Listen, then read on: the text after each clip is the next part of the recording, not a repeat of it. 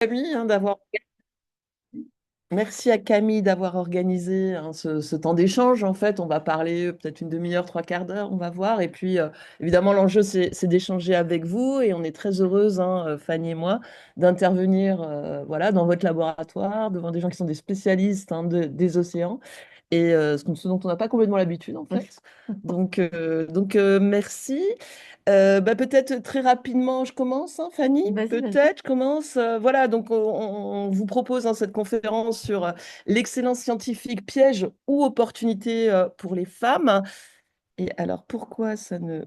Mince. Excusez-moi, mon truc est figé, je ne sais même pas pourquoi. Échappe, des fois. Ah oui, là, t'es planté. Ah ouais, il est planté, planté. Alors, On va y arriver, hein. C'est quand même on hyper peut étrange. préciser que, en fait, on a, depuis cette controverse, et je pense que c'est un élément intéressant à avoir en tête aussi pour vous, c'est que finalement, on est pas mal sollicité, en fait, à plein d'endroits différents. Et du coup, bon, je pense qu'il y a un vrai enjeu autour de ces questions. Et du coup, voilà, ça nous intéresse aussi vraiment d'avoir vos retours. Mais surtout, on s'est dit que ça concernait quand même beaucoup de monde aujourd'hui dans l'enseignement supérieur et la recherche, quoi. Donc, on fait régulièrement en fait, des présentations, mais du coup, dans des disciplines qui sont que nous, venant de SHS, on ne connaît pas du tout. Et voilà, qui se posent ce genre de questions, mais même un peu partout en France, en fait. Donc, Ok. on- Je suis désolée, là, le PowerPoint était figé. Je me demande si j'ai pas perdu les gens en Zoom, tout en voyant que c'est toujours Non, non, on enregistré. est toujours là. Pas? Ah mince, on voit pas non plus l'écran là. Excusez-nous, Attends, attends, T'y crois? laisse le temps, laisse le temps.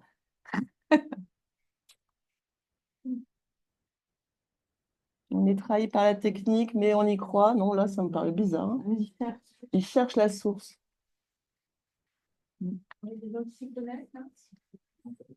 Ah, parce que sans le PowerPoint, ça va être plus compliqué quand même, hein.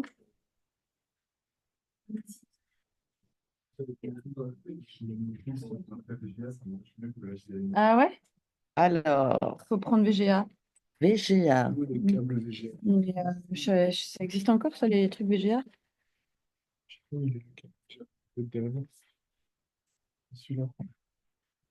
Ah ouais. Il était bien tout à l'heure. Une entrée commune Le ou pas? truc. Je sais pas.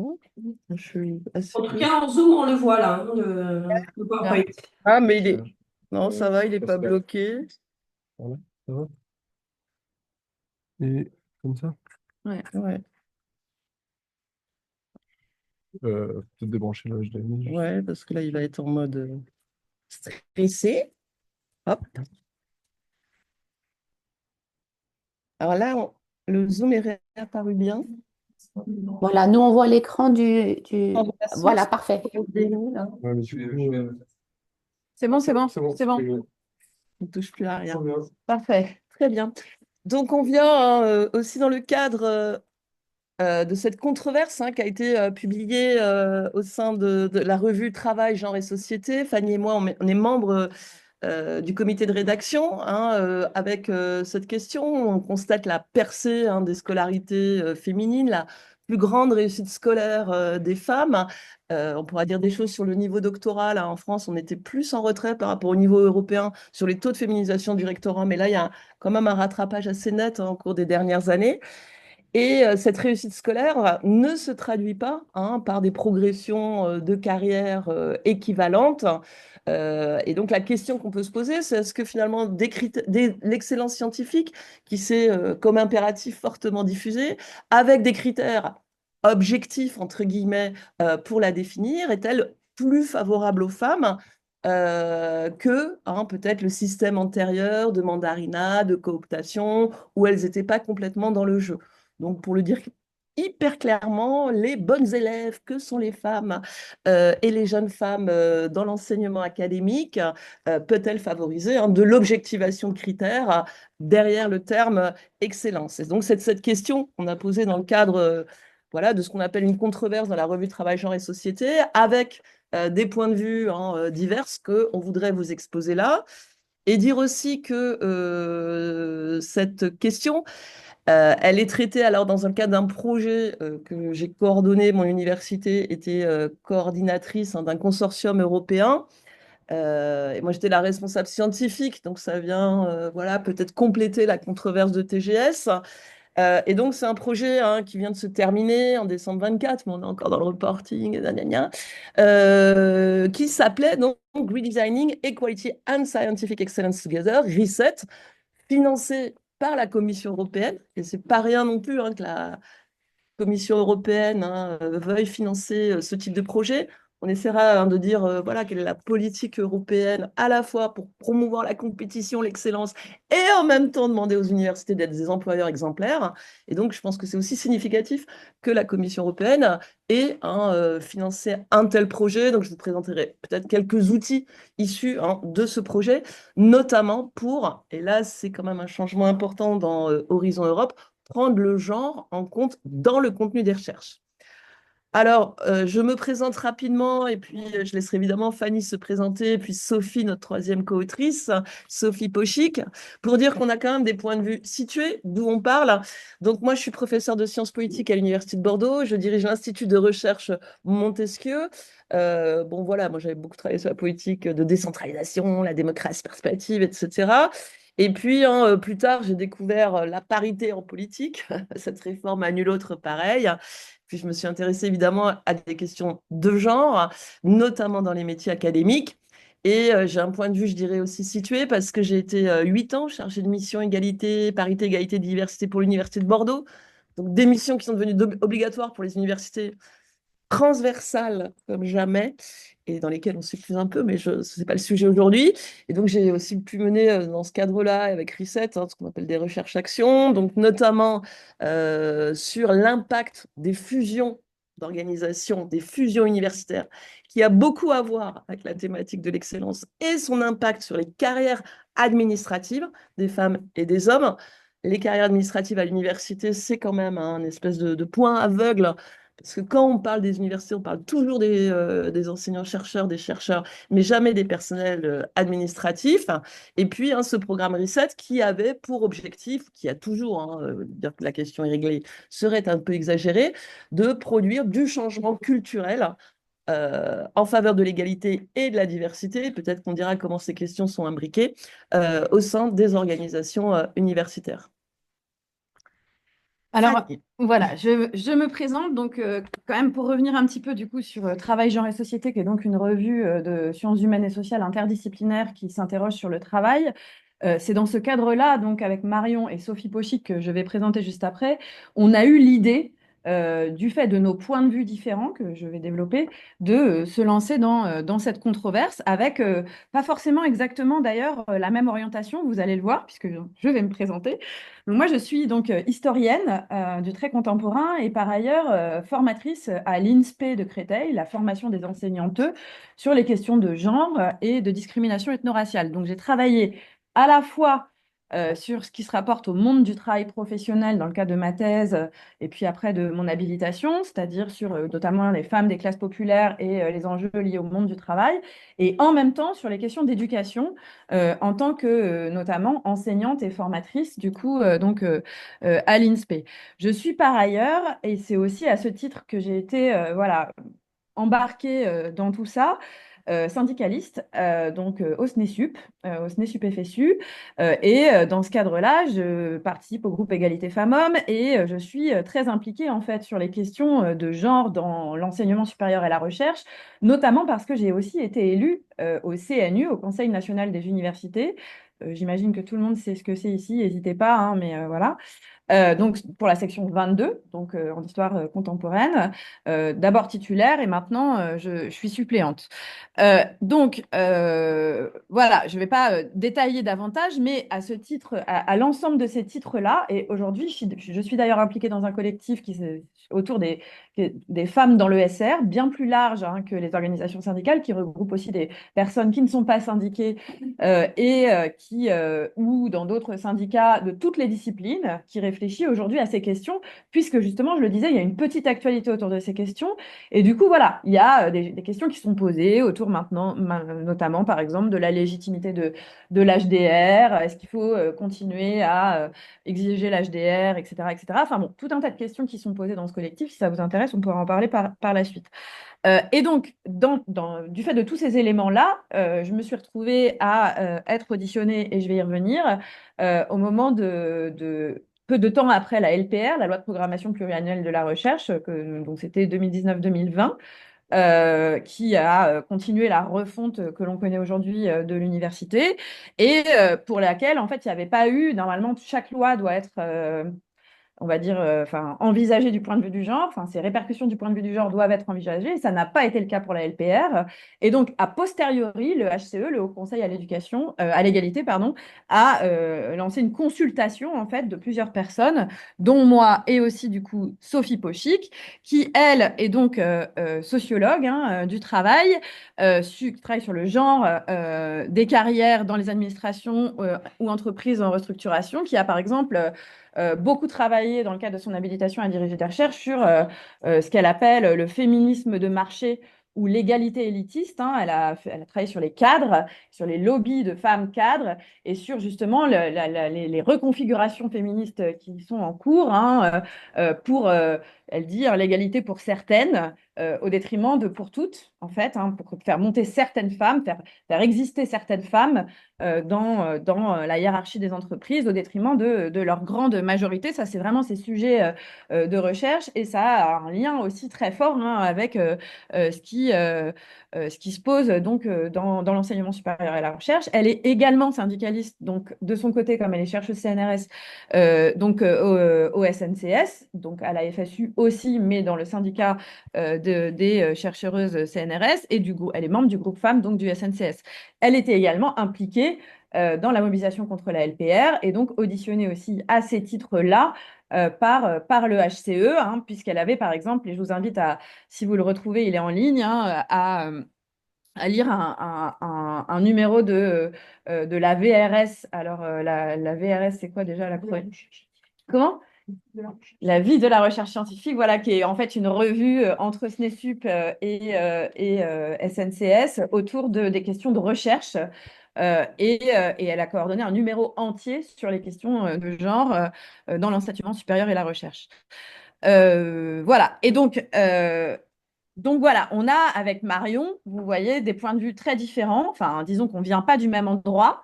Et c'est aussi pour ça qu'on s'est lancé dans cette controverse. Voilà. Pardon.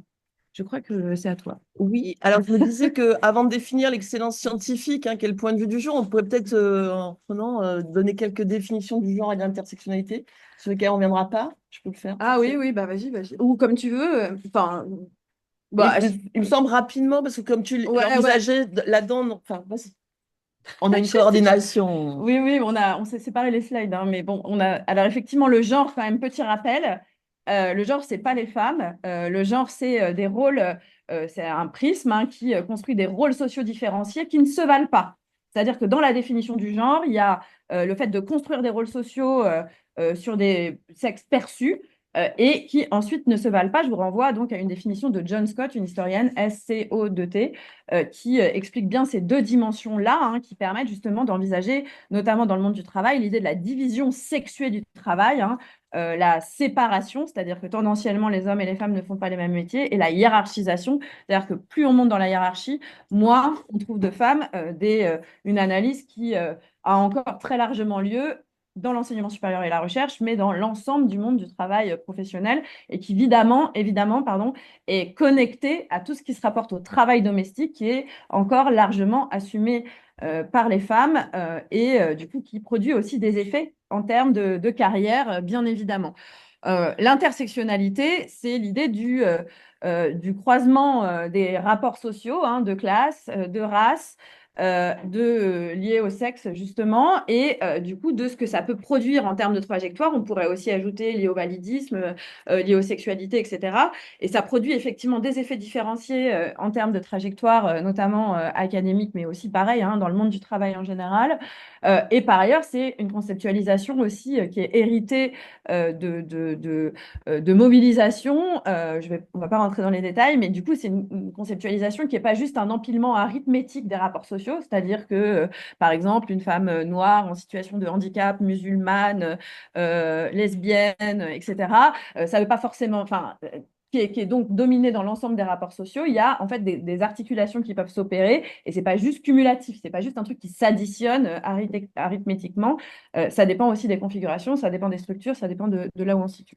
Et ben muy bien. Donc l'idée, c'est vraiment ça, sexe, c'est biologique, c'est les différences biologiques entre Ah les oui. femmes et les hommes et les différences qu'on joue dans la reproduction différente. Le genre, c'est la construction sociale de ces différences Ouais. à partir voilà, des différences perçues entre les sexes, une dichotomie incontournable, différenciante, hiérarchisante. Et donc, le genre, ça renvoie à l'ordre social plus qu'aux représentations. Et c'est vrai que enfin, voilà, l'intersectionnalité, c'est un mot aujourd'hui qui, dans le contexte français, dans certains milieux, provoque une forme de réaction réactionnaire, hein, pour le dire rapidement, mais voilà, qui a aussi quand même circulé dans l'action publique. Et notamment, moi, j'étais très impressionnée par tous les documents de la Commission européenne qui envisage le genre dans une perspective intersectionnelle. Comme a dit Fanny, c'est pas la même chose d'être Elisabeth Badinter, ultra dominante sur les rapports socio-économiques, mais peut-être, et encore, faut voir dominer sur les rapports de genre, que d'être une femme migrante, sans emploi, précaire, etc. Voilà, donc on aura une perspective de genre dans une perspective intersectionnelle, et on arrive au cœur du sujet, qui est la définition, une première définition peut-être de l'excellence scientifique, qui concerne le niveau collectif en fait des établissements et qui concerne le niveau individuel des scientifiques. Alors, à un niveau collectif, à un niveau des organisations collectives, et nous on voudrait défendre que l'excellence scientifique, bon, en fait, elle a une dimension collective qui est souvent invisibilisée au profit d'un héros. Je vais assez vite.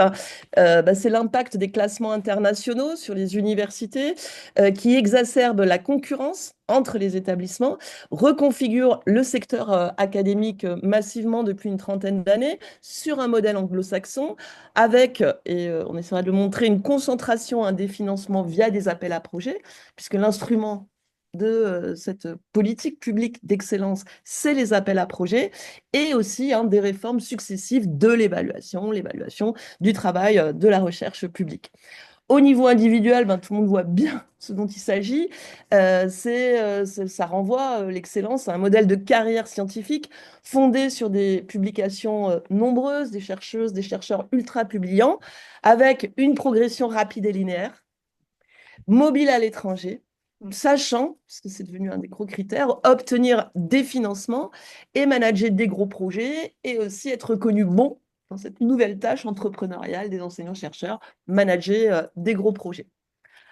Alors, par rapport voilà, à ces notions et puis à cette définition de cet impératif d'excellence scientifique, nous, on a un premier point sur la montée en puissance, un point rapide, la montée en puissance de l'impératif d'excellence scientifique au niveau mondial, européen et national, l'examen des critères supposés neutres de l'excellence scientifique d'un point de vue du genre, et puis, puisque je crois que c'est ce qui vous intéresse aussi, que faire? Voilà, que faire des propositions peut-être d'action dans nos organisations. Alors, sur la montée en puissance de l'impératif de l'excellence scientifique, je vais assez vite. Peut-être qu'on peut signaler le rôle des classements internationaux des universités et du fameux classement de Shanghai, qui a été rendu public en 2003 et qui a produit des effets majeurs dans le cadre français. Vous savez que les Français ont été hyper choqués de voir qu'ils étaient classés super bas, donc c'est le modèle CNRS, université, etc. On se croyait super bon, etc. Donc ça a quand même bien guidé ces affaires de classement, toutes les réformes de l'enseignement supérieur depuis une vingtaine d'années. Donc en fait, voilà, c'est les universités chinoises en fait, qui ont produit, enfin, Shanghai qui a produit ce classement sur le modèle américain pour relever le niveau des universités chinoises et les aligner sur le modèle américain. Ce qui est assez ironique, c'est que le président chinois a dit que non, non, il fallait sortir maintenant du classement de Shanghai et revenir sur un modèle national de la science. On ne sait pas trop ce que ça veut dire. Et voilà, donc, donc aujourd'hui, hein, voilà, le classement peut être critiqué. Je sais qu'il y a des tentatives alternatives, hein, notamment qui prennent en compte des choses un peu centrales, du type la qualité de la vie étudiante. C'est des classements alternatifs sur, par exemple, combien de cours annulés, combien de cours non remplacés, etc., etc. Mais qui a produit hein, évidemment des effets majeurs hein, sur l'excellence et qui, dans le cadre français, est venu justifier beaucoup les fusions d'organisations, les fusions d'universités. Il y a un rapport de l'Association européenne des universités qui montre que la moitié des fusions hein, au cours des 15 dernières années en Europe ont eu lieu en France, puisque donc la réponse, c'était de dire bah, on va fusionner pour monter dans les classements. Et je pense que tout le monde a été concerné hein, d'une manière ou d'une autre. Et puis, je crois qu'on peut juste le mentionner comme ça, c'est que les réformes de l'ESR, voilà, quantification des résultats, compétition, concurrence, individualisation, etc., s'inscrivent aussi dans des réformes plus larges du secteur public qu'on a l'habitude hein, d'identifier, nous, en sciences sociales, comme le New Public Management, qui consiste hein, très rapidement à dire que les organisations publiques ne sont pas, qui sont fondées donc on dira nous sur le modèle weberien, le droit, la légalité, etc., doivent être remplacés hein, par le modèle des organisations privées. Donc c'est une doctrine néolibérale hein, qui s'est développée à partir hein, des années 80 avec des rythmes très différents selon les pays. Nous, on n'a pas été si exposés que ça, mais quand même beaucoup. Et donc qui éclaire aussi la manière dont voilà, tous les tableaux Excel qu'on remplit, les indicateurs, le benchmarking, la quantification des résultats nous impactent aussi. Et là, c'est des réformes plus générales du secteur public qui se traduisent hein, notamment dans la LPR, qui vient là aussi, hein, je te laisse la parole Fanny, promouvoir un modèle d'excellence à la française, si je puis dire. Voilà, alors dans le cadre de la LPR, je l'évoquais tout à l'heure, effectivement, il y a donc cette consultation qui a été organisée, tout est en ligne, hein, si ça vous intéresse, puisque c'est assez intéressant, ça aborde, enfin, on a tous et toutes abordé des dimensions très différentes hein, des effets potentiels de la LPR du point de vue du genre, sous couvert d'excellence scientifique, hein, parce qu'on insiste vraiment, c'est pas forcément l'excellence en soi, c'est les politiques d'excellence telles qu'elles sont menées aujourd'hui qui, du coup, produisent, enfin, sont de fait contradictoires, incompatibles avec la construction de l'égalité, qui est pour autant annoncée. Mais globalement, ça ne peut pas structurellement aller dans le sens de la construction de l'égalité tel que c'est promu, mis en avant, etc., etc. Moi, j'étais revenue à un autre point très important qui fait le lien aussi avec le nouveau management public, c'est tout ce qui se rapporte à la question de la précarité dans l'enseignement supérieur et la recherche, et comme il y a de la précarité aussi dans l'ensemble des services publics d'ailleurs, et du coup, comment ces questions-là, en fait, elles peuvent être envisagées là encore du point de vue du genre, et comment elles se posent aussi diversement et d'ailleurs, pas que du point de vue du genre, hein, si on croise et si on se situe dans une perspective intersectionnelle, donc avec évidemment tout le travail gratuit qui est effectué par l'ensemble des non-titulaires dans des situations liées à une forme de mandarinat, liées à des projets, on y reviendra, qui fait qu'on n'a pas de marge de manœuvre pour dire qu'on ne souhaite pas faire ce travail gratuit-là parce qu'on se dit que sinon on ne sera jamais pris. Et puis par ailleurs, voilà, quand on est une femme, l'ensemble de ces éléments sont redoublés par des enjeux structurels liés au genre pour faire définition, et donc du coup qu'on est encore moins en position finalement de dire quoi que ce soit, et là on peut faire le lien aussi avec les violences sexistes et sexuelles qui aujourd'hui, enfin voilà, on voit bien que dans le SR arrivent très régulièrement des affaires de violences sexistes et sexuelles qui sont liées structurellement à la manière dont l'enseignement supérieur et la recherche fonctionnent avec justement hein, des rangs A, des rangs B, des difficultés à gérer des sanctions disciplinaires liées aussi au fonctionnement même de l'enseignement supérieur et la recherche. Et l'autre point fondamental que j'évoque maintenant, parce que je sais qu'on n'y reviendra pas sans doute plus tard, mais qui est éminemment lié, enfin deux autres points qui sont éminemment liés aussi, enfin qui sont liés à la situation de précarité, mais qu'on peut aussi élargir. Le premier point qui est très important du point de vue du genre, c'est tout ce qui se rapporte aux enjeux de maternité, notamment, et je dis bien là de maternité. Alors je sais aussi que maintenant il y a des nouveaux pères qui font plein de trucs, hein, il n'y a pas de problème. Enfin après on pourra en discuter, mais c'est pas le truc. Mais simplement, il y a des enjeux biologiques qui font que, notamment d'ailleurs, peut-être encore plus chez vous, parce que j'avais fait une mini-enquête, moi, pour faire cette consultation, donc en sciences exactes, où on vous demande de faire obligatoirement des postdocs à l'étranger après 35 ans. Du coup, forcément, il y a un moment où, si vous faites 4 postdocs à l'étranger et que vous avez envie d'avoir un enfant, il y a comment dire, un enjeu biologique qui fait que les choses sont pas forcément évidentes. Et en tout cas, moi, c'est des choses qu'on m'a fait remonter. Donc, nous, en ce moment, en sciences humaines et sociales, il y a moins cette injonction à faire des postdocs à l'étranger, mais je sais que c'est le cas peut-être plus pour vous, enfin, pour en parler, et que du coup, bah, ça pose des vrais problèmes, hein, le cumul d'années de postdoc. Pour éventuellement construire une vie. Alors, ça ne veut pas dire qu'il faut construire une vie de famille, c'est comme enfin, chacun fait comme il veut, mais je veux dire, en tout cas, c'est des questions qui se posent et qui, du coup, sont liées fondamentalement hein, à la précarité qui se développe dans l'enseignement supérieur et la recherche, et au-delà de ça, du coup, au nouveau management public hein, qui fait travailler des gens gratuitement, de façon précaire, etc., etc. D'où le fait que les politiques d'excellence là-dedans, en fait, elles sont complètement contradictoire avec l'enjeu d'égalité. Et le dernier point sur lequel on est beaucoup revenu finalement tous et toutes, et sur lequel tu reviendras, je sais aussi Marion, c'est tout ce qui se rapporte au travail, aux tâches d'enseignement et aux tâches collectives, qui ne sont pas les tâches collectives de gérer un projet, mais toutes les tâches collectives, responsabilité de licence, etc., etc., qui, de fait, là encore, ou les tâches d'enseignement qui incombent à tout le monde en réalité, mais qui sont davantage investies par les femmes et qui sont complètement en fait dévalorisées dans les politiques d'excellence où c'est la course à la quantification des publics qui l'emportent et où il y a un enjeu justement aussi à revaloriser ces tâches d'enseignement. Mais vous voyez, on est encore dans une logique différente, c'est-à-dire si on considère que l'université c'est un espace, enfin c'est public, c'est un lieu d'abord d'enseignement et aussi de recherche. Eh ben, ça va complètement à l'encontre des politiques d'excellence menées qui visent à effectivement faire en sorte que certaines universités soient des grands pôles de recherche, d'autres qui soient justement des lieux d'enseignement uniquement sans forcément de connexion avec la recherche.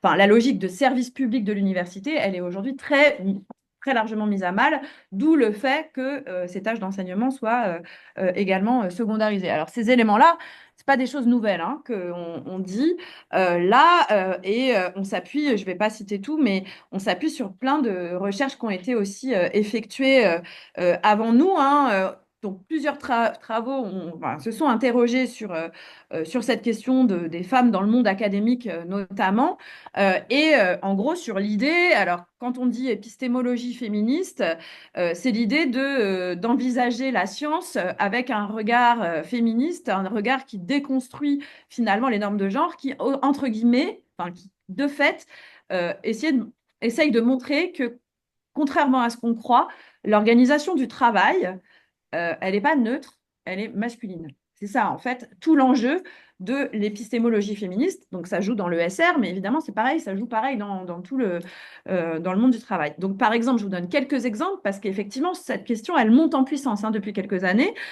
Donc, il y a eu aussi un super numéro de revue dans la revue Genre, Sexualité, Société sur l'université, hein, où il est précisé que, je cite, les critères mis en avant dans la production d'excellence ne sont pas toujours aussi neutres qu'ils n'y paraissent.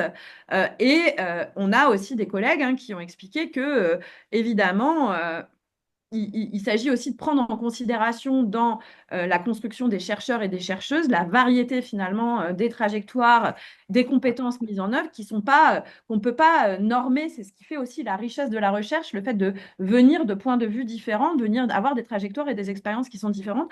En d'autres termes, un truc que moi je dis souvent, les CV ne sont pas objectifs, c'est-à-dire, et là c'est plutôt aussi la membre du CNU qui parle, quand on voit les CV des collègues, on comprend en fait ça. le fait qu'il y a des rapports sociaux et le fait que du coup, il y a des trajectoires qui sont très différentes. On comprend aussi qui a fait le NS, on voit tout dans un CV, c'est-à-dire qu'au-delà des lignes du CV, on comprend ce qui s'est passé dans la vie des gens, en fait.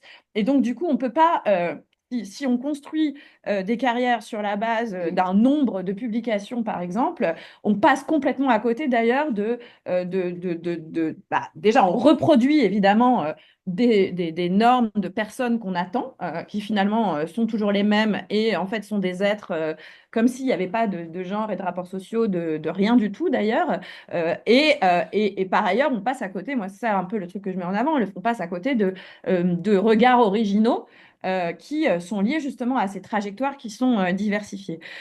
Ces questions, elles ont déjà été, voilà, encore une fois, travaillées par d'autres. Et je voulais faire référence aussi à ce texte, enfin à cet article de Sophie Lenry qui est dans le livre Les femmes dans le monde académique que j'aime beaucoup parce qu'elle déplie dans son enquête le fait qu'il y a des normes d'autorité, d'ambition, de disponibilité et que, je la cite, la mise en lumière de ces normes fait apparaître la construction genrée des carrières académiques. Lorsque les enseignantes chercheuses parlent des femmes ayant réussi à l'université, il est très fréquent qu'il et elle fassent référence à certaines qualités qu'ils jugent comme étant masculines. Celles et ceux qui ont échoué, en revanche, sont décrites par des qualités ou des défauts traditionnellement définis comme féminins. C'est-à-dire que globalement, les qualités dont on doit faire preuve pour réussir ou faire carrière ou faire une brillante carrière, bah, c'est pas neutre, c'est masculin en fait. Et donc, c'est ça qui est, c'est tout l'enjeu de l'épistémologie féministe, que de visibiliser ça, que de déconstruire la prétendue neutralité des carrières académiques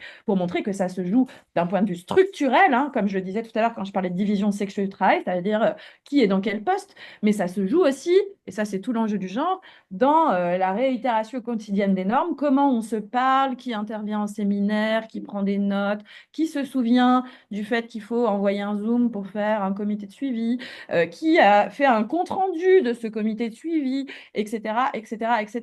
Tout ça, c'est du temps. En fait, c'est du temps, c'est de la charge mentale, on dit maintenant aujourd'hui beaucoup. Évidemment, c'est du temps qu'on ne consacre pas à publier comme des dingues. Et pourtant, c'est du temps qui est nécessaire justement à la réalisation des thèses, la poursuite du travail de service public de l'université, de recherche et d'enseignement.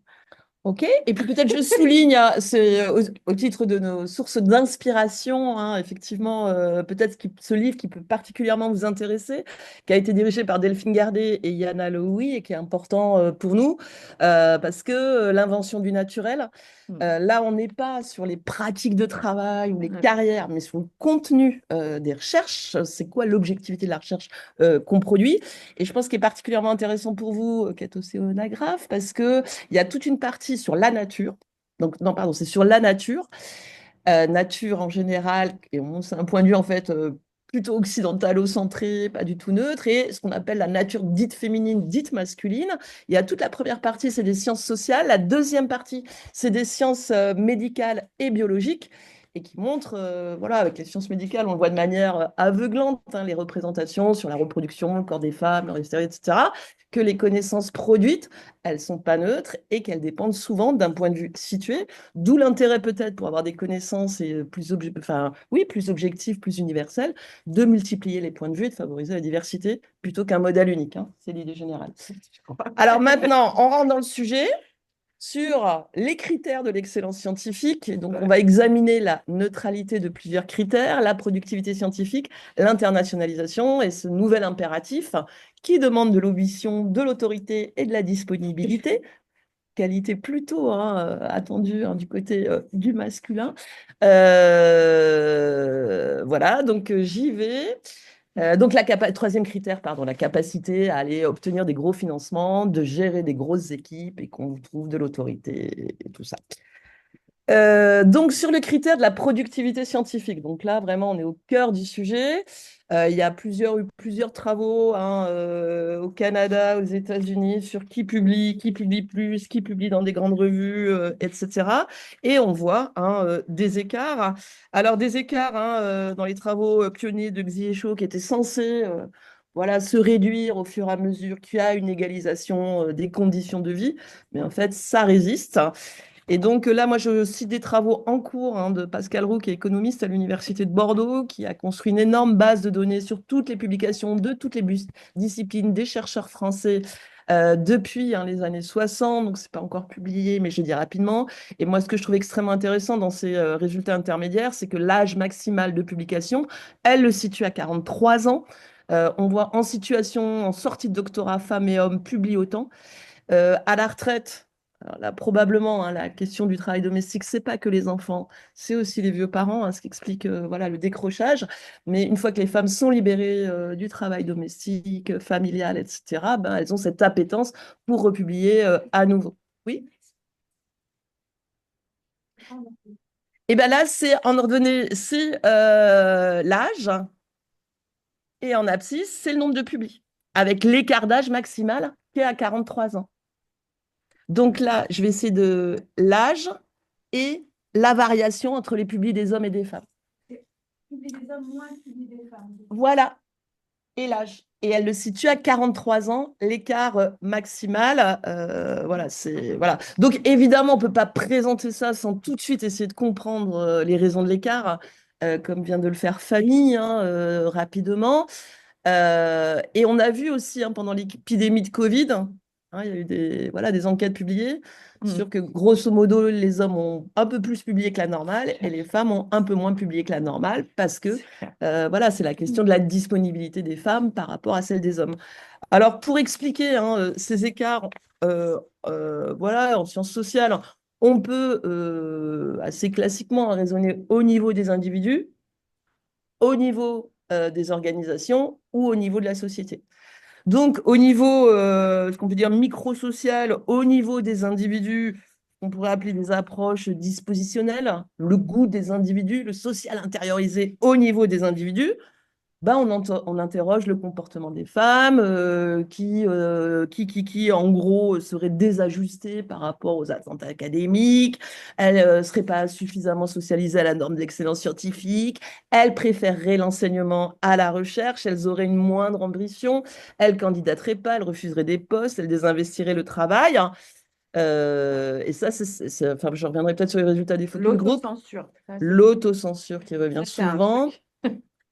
Et voilà, enfin, nous, quand on a fait des focus group là, dans le cadre de Reset avec des tas de chercheuses voilà, dans plusieurs universités européennes, il y a quand même assez classiquement des femmes qui décrivent qu'avec des enfants, elles n'y arrivaient plus, la recherche, elles ont un peu lâché l'affaire, donc elles se sont rabattues sur l'enseignement. Je préfère l'enseignement, mais en même temps, évidemment, désajustées par rapport à l'excellence avec une forme d'insatisfaction importante.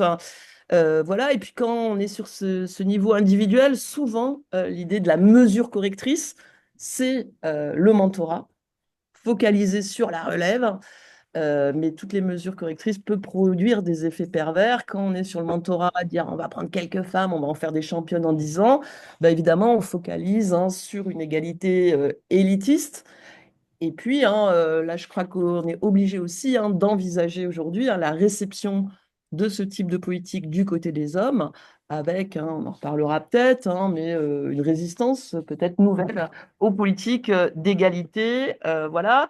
Au niveau macro-social, c'est les inégalités, le régime de genre dans la société en général, les femmes, les hommes spécialisés dans le travail et quelque part les femmes spécialisées dans le domestique, c'est un peu réducteur de le dire, mais voilà, c'est l'impact du régime de genre sur le travail académique des femmes et des hommes. Les actions correctrices, c'est souvent de venir soutenir la parentalité, mais là aussi avec une forme d'effet pervers, parce que soutenir la parentalité, en fait, c'est souvent soutenir la maternité, le retour des femmes au travail après une grossesse. Et évidemment, les représentations, c'est comme si les femmes étaient toujours, tout le temps, toutes les femmes, toute leur vie encombrées d'enfants, et que, comme si la question des enfants ne concernait pas les hommes. Et donc souvent, là, dans les soutiens à la parentalité, dans les organisations académiques, on n'est pas assez, je pense, d'un point de vue relationnel. Quand on essaye de valoriser la paternité, je pourrais dans les univers académiques, ça produit aussi un certain nombre d'effets pervers dont je pourrais parler. Et puis l'échelle mezzo-sociale, mezzo, donc c'est les organisations. Donc là, on ouvre la boîte noire des recrutements, des promotions, on regarde ce qui se passe. Dans le contexte français, avec la grammaire paritaire, il y a eu des féminisations d'Écosse. On focalise beaucoup sur les stéréotypes avec des formations, mais trop rapides sur les stéréotypes dans les comités de recrutement. Il y a déjà eu une évaluation. Les gens considèrent que c'est tellement rapide que en fait, c'est les autres qui ont des stéréotypes, mais moi, j'ai pas de stéréotypes. Donc, on n'est pas sûr que ça change complètement la donne. Mais un c'est truc que... vite fait sur ça, sur l'Écosse. Vas-y. Et il y a sur l'Écosse aussi un effet du coup pervers qui est que comme il y a moins de femmes, par exemple, rang A, elles se retrouvent très sollicitées dans En tout. maths. Non, mais pas que en maths, en fait, même en tout, en fait. Mm. Elles font tout l'Écosse, toutes Tous les CSI. tous les jurys de thèse. Et du coup, voilà, on est dans une situation, enfin, alors là, voilà, on est dans une... C'était juste une remarque. Oui, qui fait le lien évidemment avec la productivité scientifique, hein. Voilà. Là, il y a une plainte Vas-y. importante. Donc voilà, dire Ouais. que aussi, hein, quelles que soient les actions correctrices, il n'y a pas d'action correctrice évidente. Et donc voilà, peut-être qu'on peut raisonner dans la globalité. Le deuxième critère, ben, il a été évoqué là tout de suite avec les postdocs. Dans la controverse, hein, qu'on a publiée, on est assez contente. On a la star de cette question, hein, qui nous a fait un bon compte-rendu de ses travaux. Donc, c'est Catherine Zippel qui a travaillé, hein, sur les femmes dans la science globale, la mobilité, etc. Elle est assez critique en fait de la manière dont les organisations ont interprété le critère de l'internationalisation. C'est un critère qui a l'air hyper objectif, mais en fait qui est tout à fait flou. Alors, par exemple, hein, des universités ont rajouté le critère internationalisation dans leurs évaluations internes, mais par exemple, elles mettent volontiers des médailles Fields, des prix Nobel, etc., alors que les gens, en fait, ils sont dans le labo, ils ne bougent pas, etc. Donc, c'est peut-être la réputation internationale et pas forcément la mobilité internationale. Elle nous montre, hein, que l'internationalisation peut avoir des effets positifs, enfin la mobilité internationale, des séjours de recherche, etc., pour certaines femmes, et notamment les femmes non blanches et certains hommes non blancs, c'est-à-dire que des personnes qui, dans leur organisation, hein, peuvent être victimes de racisme, en fait, quand ils vont faire un séjour aux États-Unis prolongé, ils sont bénéficiaires de ce qu'elle appelle un nez du bonus. Et en fait, ils ont une nationalité académique nouvelle, américaine, qui vient compenser ou invisibiliser des traits qui amenaient une situation plutôt infériorisée dans l'enseignement académique de leur pays d'origine. Mais globalement, même si c'est favorable pour certaines femmes, elle nous montre que le critère, là, ça place la barre toujours plus haut, les critères d'internationalisation. La barre est toujours et de plus en plus élevée, peut-être au-delà de ce qu'on est capable de faire, et que c'est un critère qui vient plutôt perpétuer les inégalités de genre. Donc là, c'est la question de la disponibilité aussi biographique par rapport aux enfants et de la capacité des femmes à aller à l'étranger. Enfin, les hommes ont toujours beaucoup plus de soutien, voilà, pour la mobilité, peuvent beaucoup plus facilement délocaliser leur charge de care, etc., que les femmes.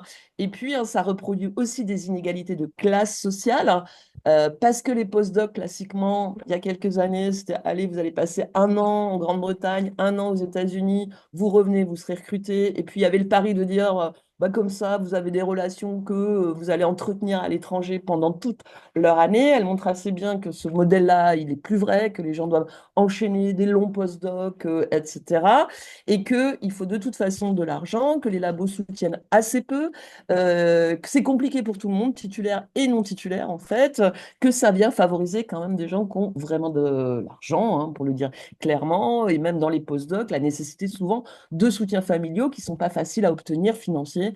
Quand on a 30, 35 ans, c'est quand même un peu compliqué. Donc, oui. Je propose, excusez-nous, on est peut-être un peu trop longue, hein, je veux Ouais, que, peut-être. voilà, on va aller un peu plus vite et puis pour qu'on ait le temps de discuter, voilà. Mais on a encore énormément de choses à dire. Et donc, Catherine Zippel, en fait, qui est une spécialiste, hein, de ce critère d'internationalisation, elle plaide pour une internationalisation limitée en prenant en compte évidemment l'impact carbone de cet impératif de l'excellence et accompagner, notamment en termes RH, notamment, hein, pour les postdocs qui quittent un labo euh, avec des droits sociaux. Et enfin, troisième critère, dont je redis qu'il... Ouais. Alors, Vas-y. Autre contribution donc à notre controverse, hein, deux collègues, Julien Gossa et Hugo Harry-Karmadec.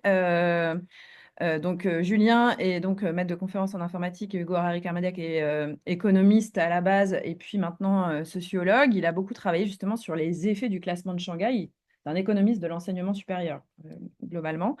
Et donc, son livre, voilà, c'était sur le classement de Shanghai, les effets du classement de Shanghai dans la reconfiguration des universités depuis le début des années 2000, globalement, d'un point de vue économique. Et donc là, on leur a demandé une contribution qui est fondée sur des données accessibles, hein, auxquelles ils ont accès. Donc, on va pas, enfin, faut pas nous demander précisément tout leur truc, hein, mais tout est...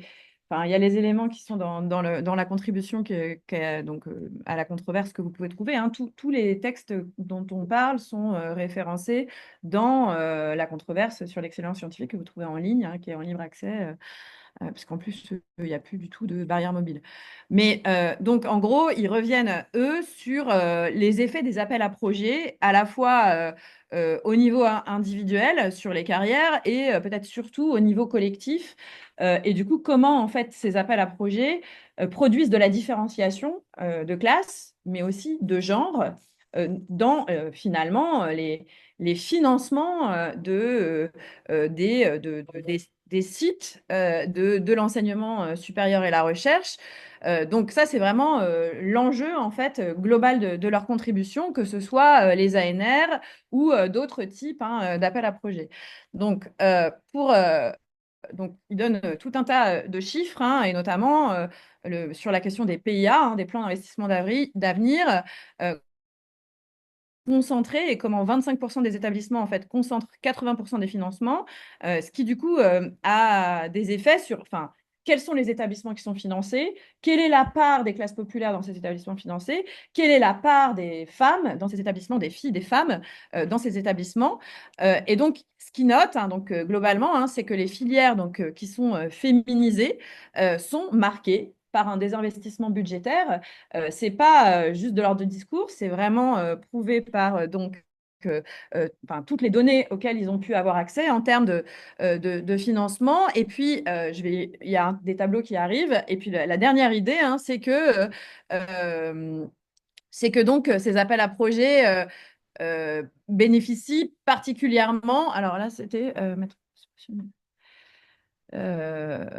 j'ai pas bon, là, qui bénéficie d'abord, j'ai pas, attends, D'abord aux chercheurs, hein, quand on voit les résultats, etc., de qui oui, bénéficie des ANR, aux chercheurs, aux hommes, aux hein. hommes, c'est ça que, voilà, aux Et hommes. attends, Et donc, du coup, voilà, laisse de côté, effectivement, les chercheuses. Donc là, ça, c'est, du coup, quelques graphiques, il y en a plusieurs dans leur contribution.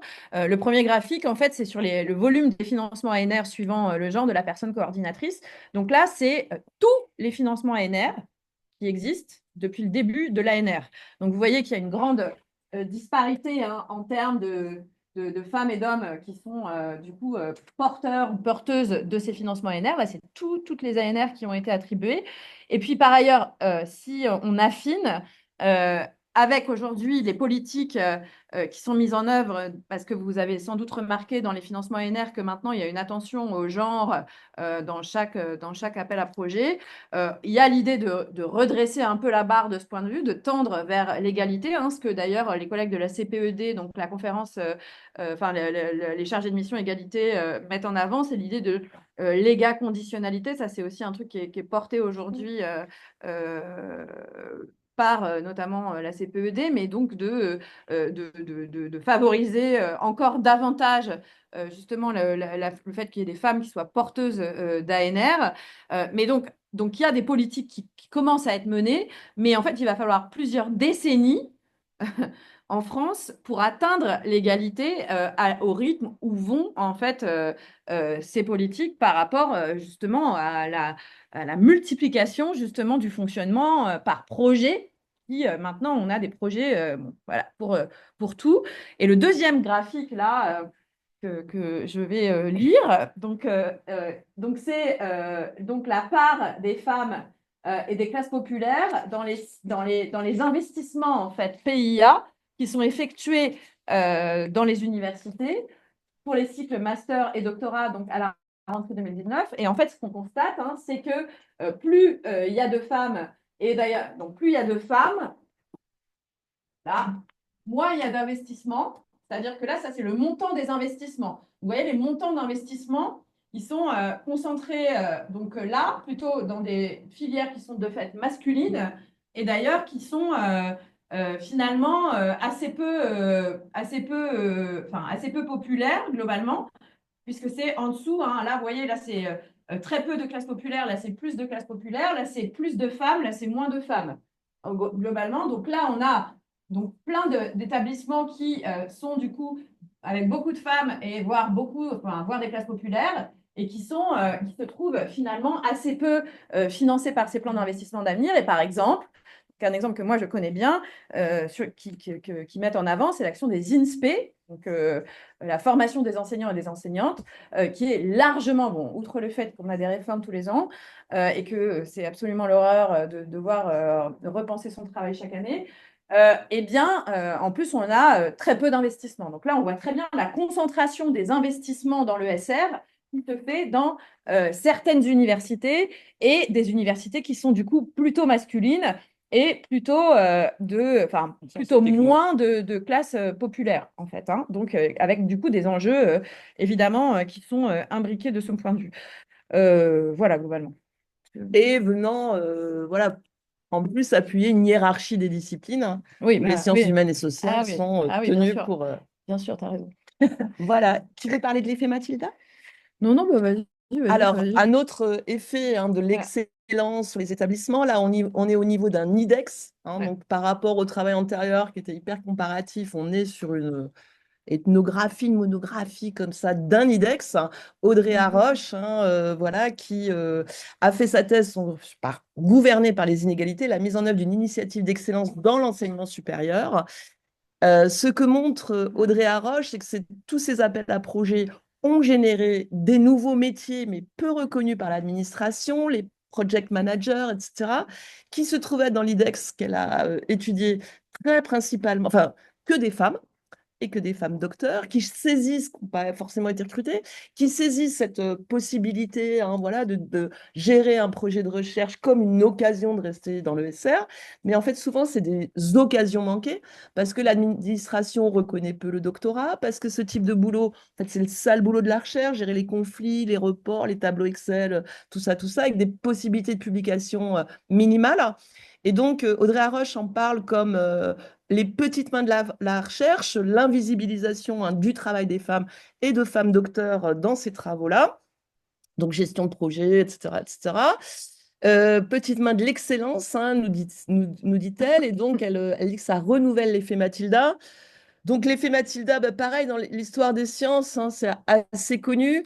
C'est Rossiter hein, qui avait fait le contrepoint de l'effet Matthew, mis en évidence par Merton. Alors, l'effet Matthew, c'est un homme scientifique reconnu. Bah, il a une surviabilisation, il est cité partout, il y a sa signature partout, etc.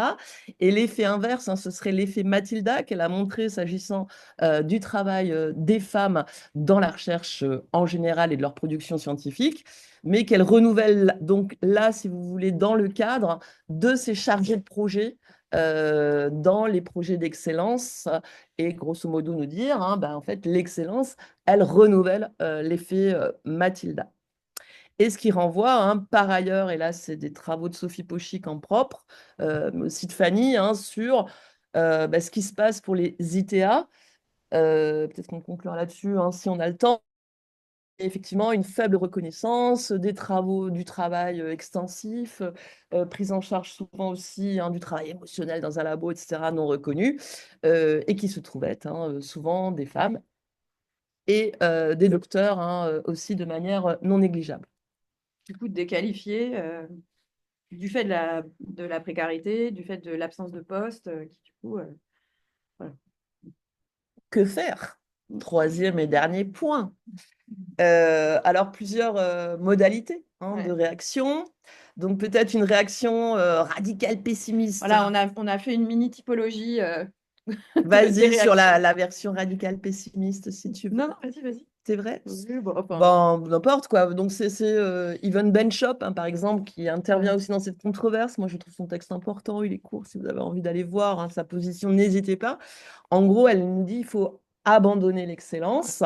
Et comme on le disait, ce qu'il faut, c'est pas un modèle unique de chercheurs, c'est une diversité nécessaire pour élargir les points de vue si les connaissances ne sont pas si objectives que cela. Voilà, donc peut-être je détaille pas, elle s'appuie notamment, plutôt une sociologue des organisations, donc ce qui se passe à l'intérieur des organisations, on l'évoquait dans les recrutements, les promotions, la distribution des primes, etc.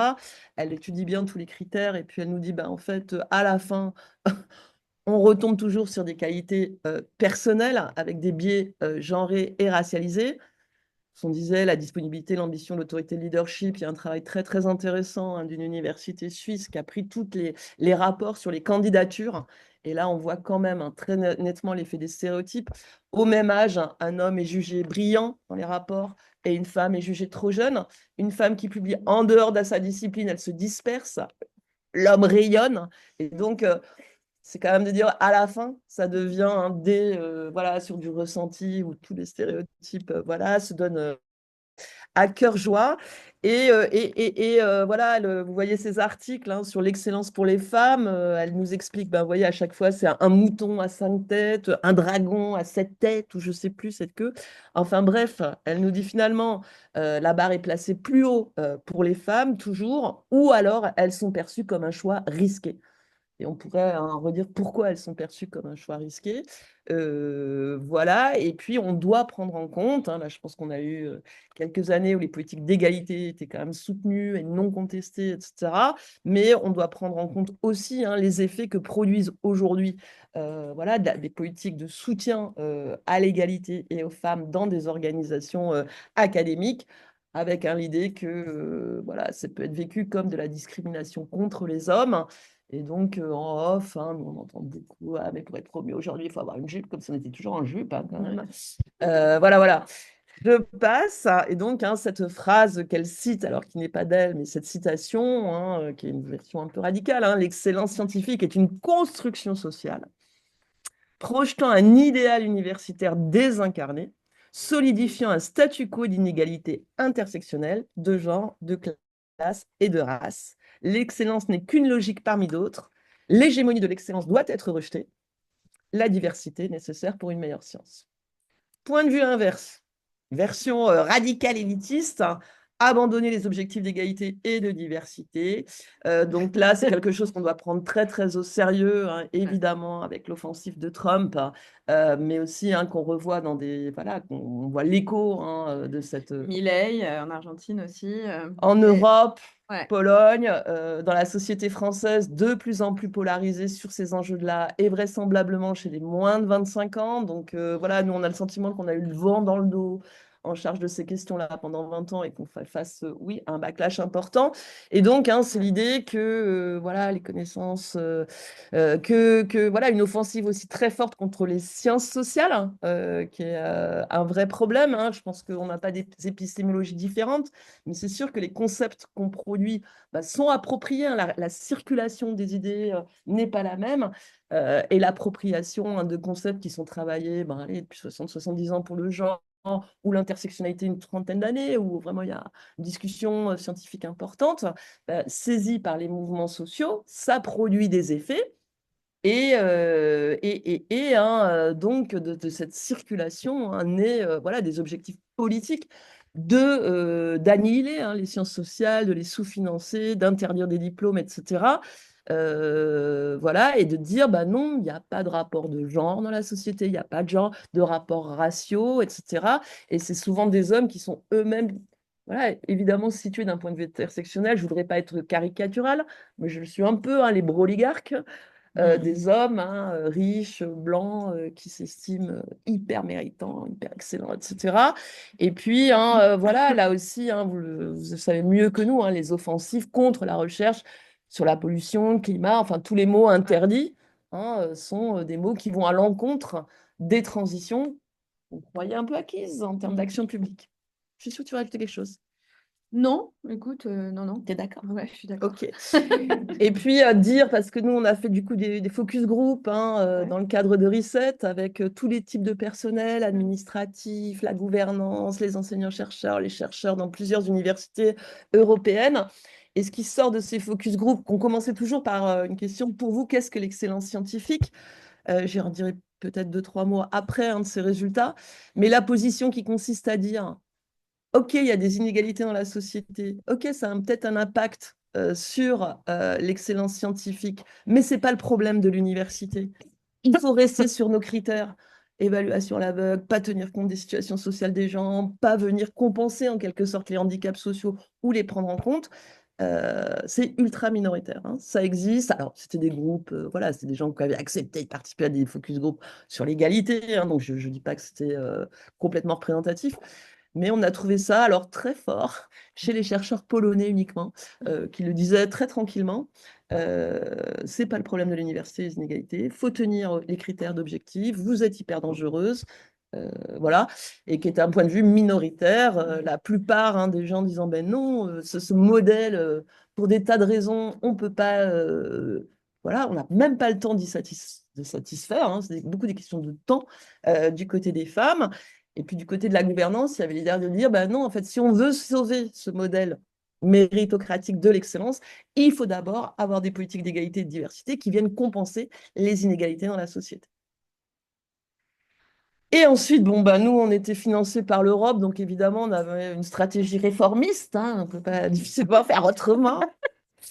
Donc, avec cette question de l'Union européenne, financeur de la recherche, qui à la fois, je le disais, organise cette concurrence, cette compétition, les ERC, les projets Horizon Europe, c'est ultra compétitif, c'est épuisant. Moi, je pense que je ne referai jamais de ma vie.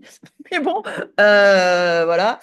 Et en même temps, qui est un niveau de l'action publique qui a posé des critères très importants d'emblée sur l'égalité dans les organisations académiques. Donc c'est l'Union européenne, hein, dès le traité de Rome, il y a un article sur l'égalité professionnelle, l'Europe comme marché, il faut que les femmes voilà, travaillent. Et donc l'Union européenne, je le dis parce qu'on peut être critique, hein, mais voilà, aussi tenir compte du fait que ça a été un acteur majeur de la prise en compte de l'égalité en général et en particulier dans l'ESR. Donc c'est Maxime Forest qui nous fait un petit bilan dans cette controverse des politiques d'excellence et des politiques d'égalité menées conjointement par l'Union européenne en se posant la question, OK, on est dans Horizon Europe aujourd'hui, est-ce que c'est un tournant? Parce que, effectivement, depuis les années 90, la politique européenne de la recherche, c'est la promotion de l'excellence et de politique d'égalité. Les organisations sont sommées d'être des employeurs exemplaires du point de vue de l'égalité. Donc, il y avait toute une politique déjà menée. Et il n'y a pas eu de Big Bang non plus de l'égalité, en dépit de ces attentes européennes. Donc, il y a eu un renforcement considérable des exigences que je vous montre tout de suite dans Horizon Europe, programme 21-27, dont je dis, parce que j'ai eu des échos quand même, avec la montée de l'extrême droite, etc., en Europe, il y a une pression très forte aujourd'hui sur la Commission européenne, sur les administratifs, une pression politique sur les administratifs de la Commission européenne pour revenir en arrière par rapport à ces exigences renforcées de Horizon Europe.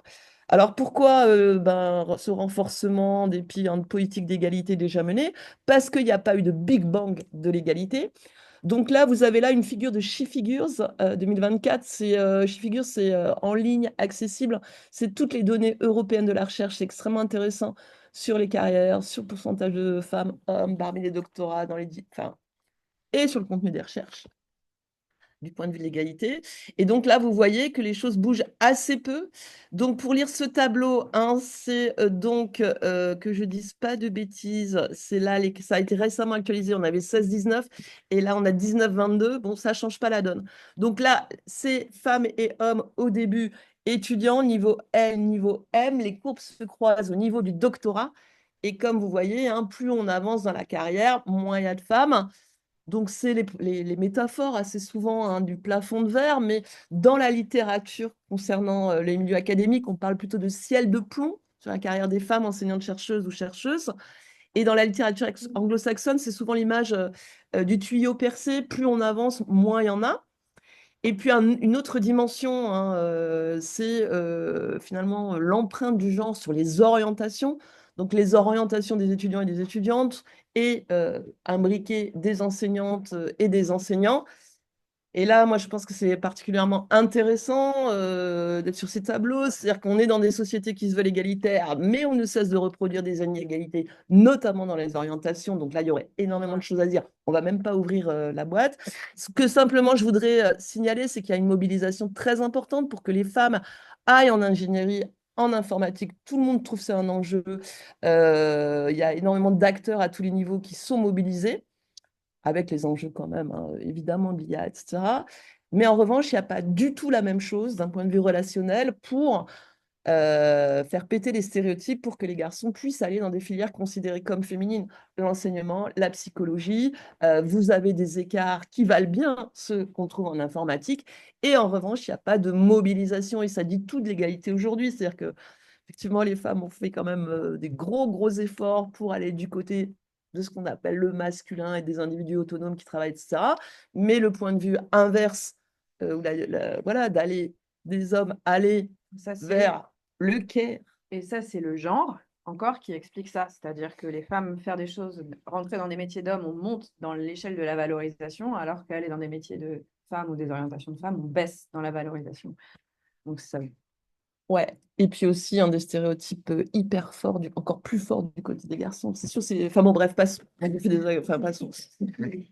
Voilà, et donc se dessine ainsi le paradoxe d'un environnement. L'espace européen de la recherche constitue autour, comme je le disais, de la promotion de l'excellence, mais dont les dispositifs de gouvernance sont désormais mis au service d'une approche plus inclusive de l'innovation scientifique. Et tout de suite après, hein, je vous redis la montée en puissance des exigences sur l'égalité dans Horizon Europe. Et puis, hein, une approche aussi, alors là, je vais assez vite hein, pour rendre compte hein, de nos focus group sur l'excellence. En gros, hein, quand même, les travailleurs, l'académique, ils en ont ras la casquette hein, de l'excellence scientifique. Ils disent, mais finalement, c'est un idéal qui devrait nous motiver, mais une espèce de fatigue par rapport à cet impératif. Voilà, et ça partout en Europe. Et puis quand on essaie voilà, de les faire parler un peu plus, bah, les effets positifs, c'est sûr. On a un modèle universel de la science, internationalisé, voilà. On a des critères objectifs qui voilà, sont quand même toujours mieux que le mandarinat, la cooptation antérieure, et qui devraient être favorables à l'égalité. Mais les effets négatifs hein, de cet impératif, perte de notion de sens de la notion, les gens ne voient plus, etc. Alors, parle que d'excellence et puis ils ne voient plus trop. L'idée que c'est un fouet, en fait, il y a quelqu'un qui dit ça, un Portugais, un chercheur portugais, dit, en fait, c'est un fouet pour fouetter des gens qui sont déjà ultra motivés et ultra épuisés. Je trouvais que c'était pas mal. Que l'obsession pour les classements et les mesures bah, donne lieu finalement à des choses plus ou moins sérieuses. Donc, je vous renvoie là, au blog. Et puis, il y a la question quand même de ces inconduites scientifiques. Quelles sciences on produit sous cet impératif-là? La vente à la découpe de nos articles, nos répétitions, et puis hein, là aussi, hein, les fraudes, y compris sur la fabrication de données. Je ne sais pas si ça existait avant, j'en sais rien moi du tout, mais voilà, ça vient quand même plutôt hein, favoriser ces inconduites scientifiques, sans parler hein, de l'énergie consacrée à répondre à des appels à projets, ou peut-être on pourrait faire autre chose, voire de la recherche. Donc, nous, qu'est-ce qu'on a fait? Je vais être assez rapide sur nos outils parce que je ne veux pas vous épuiser, hein, mais bon, dans cette perspective réformiste, on est assez content parce que les 7 présidents de notre consortium ont produit une déclaration commune synthétisant ce qu'on dit là pour une excellence inclusive, une excellence scientifique inclusive avec différents domaines, avec des indicateurs que je ne vais peut-être pas vous présenter là, mais je suis disponible hein, évidemment pour commenter cet engagement. Et alors dans différentes universités, mais en fait surtout la mienne si je suis honnête, hein, la mise en place d'un tableau de bord de l'excellence inclusive encastré côté RH. C'est aussi un problème et d'abord un problème RH. Voilà. Bon, des actions multiples, hein, dont des actions de formation nombreuses. Bon, voilà. Et puis là, on vient de mettre en ligne, hein, parce qu'on a fait une enquête sur le sentiment de discrimination, les expériences de discrimination des étudiants. Massivement, ils mettent les enseignants en cause, en fait, dans les manières d'interagir, de soutenir, etc. De prendre des exemples. Et c'était d'abord le racisme qui était dénoncé chez les étudiants plutôt que le sexisme. Et donc, on a mis, par exemple, en ligne une formation des personnes enseignantes à un enseignement sensible au genre et aux discriminations. Comment on a appelé comment discriminer sans se fatiguer, hein, non, comment j'ai dit? Comment discriminer sans se fatiguer? Non, pardon. Comment enseigner sans discriminer, sans se fatiguer? Pour pas rajouter une couche. Mais je suis assez contente parce que franchement, le personnel de mon université, ces 3 heures, va la suivre. Et puis le gros sujet, donc là, qui est la prise en compte hein, du genre dans les recherches, avec un outil qui s'appelle Gender Impact Assessment, qui renvoie à ce que disait Fanny, et ce qui est quand même une sacrée révolution épistémologique, hein, moi je trouve, parce que nous, on a été formés, la société ne veut rien, elle doit être mise à l'écart, la société ne pense pas, enfin Gaston Bachelard, la rupture épistémologique. Et là, sans finalement que je trouve que ça a été plus pensé que ça, l'idée de dire maintenant, il faut que vos recherches, elles aient un impact sur la société et vous devez en amont imaginer hein, l'impact. Donc voilà, sur éventuellement l'égalité Ça, c'est les sexe et genre. ANR, sciences et avec et pour la société. Ouais, ouais, absolument. Et puis, donc un outil hein, voilà, qui permet d'intégrer le sexe et le genre dans le processus de recherche. Donc, quand on parle de sexe, hein, je le dis bien, c'est bon, dans mon équipe, est-ce qu'il y a femmes-hommes? Est-ce qu'on est bien à égalité? Est-ce que c'est une équipe diverse? Si je commence à intégrer le genre dans le fonctionnement de mon équipe, ben voilà, est-ce que il n'y a pas des tâches est-ce que tout le monde peut bien parler? Est-ce que tout le monde est bien valorisé dans les activités de publication? Est-ce que je renoue pas des relations de pouvoir ou de domination dans le fonctionnement de mon équipe? Et puis ensuite, il y a dans le contenu même des recherches, est-ce que le genre est pertinent pour ma recherche? Être réflexif, se poser la question, voir comment on peut faire. Donc là, pareil, je montre tout de suite une checklist. Et par exemple, je ne sais pas, hein, sur les océans, moi, je n'y ai pas complètement pensé, mais ça pourrait être toutes les questions hein, sur genre pollution, le fait que les femmes sont plus exposées aux enjeux climatiques, à la dégradation climatique, qu'elles polluent moins. Et par exemple, hein, se poser, compte tenu de l'ordre de genre, la question hein, de l'usage, je ne sais pas, de l'océan par les hommes et les femmes, des pratiques, ce serait par exemple, hein, je ne sais pas si c'est pertinent pour C'est vous. des SHS, je pense. Hein, ça. Et dans le centre climat société, Ah oui. sur le DSL, il y a des gens qui... Ah, oui. Voilà, donc c'est cette invitation qui n'est pas que la nôtre, hein, je te dis, qui est l'ANR, qui est un site, Horizon Europe, Ouais. qui oblige à se poser la question pourvu que ça tienne. Et puis, pourquoi? Parce qu'une recherche qu'on appelle gender blind, ben, c'est une recherche fausse, en fait. Voilà. Donc, redonner quelques données, hein, parce qu'on entend l'islamo-gauchisme, etc., à l'université, le wokisme, enfin, vous voyez tout ce qu'on veut dire. Mais en fait, au niveau européen, voilà, il y a une évaluation par Figures du contenu des recherches et uniquement 3% prennent en Ouais. compte le genre. Donc, parler de déferlante, nous, ça nous déprime. Et en France, hein, là, il y a une équipe, alors c'est pas encore publié, hein, je crois que c'est en préprint, hein, l'étude de Étienne Ollion, qui est prof à Polytechnique, qui mène une enquête approfondie sur la place tenue par les questions de genre dans 120 publications scientifiques et qui montre là aussi qu'il y a une progression en fait qui est trop limitée. Et en fait, le problème, c'est pas, il n'y a pas trop de gens. Enfin voilà, c'est pas, il y en a pas assez, hein, grosso modo. Et dans les attaques contre les sciences sociales aujourd'hui, hein, comme ça devient majeur, je pense que c'est important de le rappeler.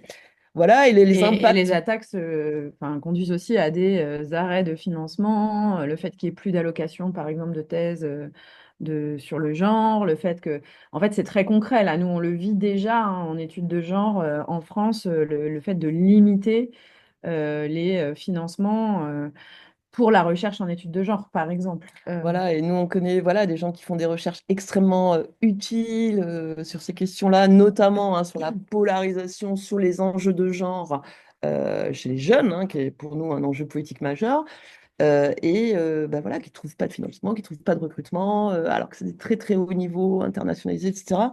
Et c'est un vrai problème. Voilà. Et une recherche, en termes d'innovation, hein, une recherche gender blind ou diversity blind, c'est effectivement problématique Donc là, on est sur le codage, l'entraînement des IA, etc. Mais typiquement, vous voyez, une femme occidentale avec une mariée, elle est codée femme, mariée, nana. La même indienne, elle est codée performance artistique, costume, folklore.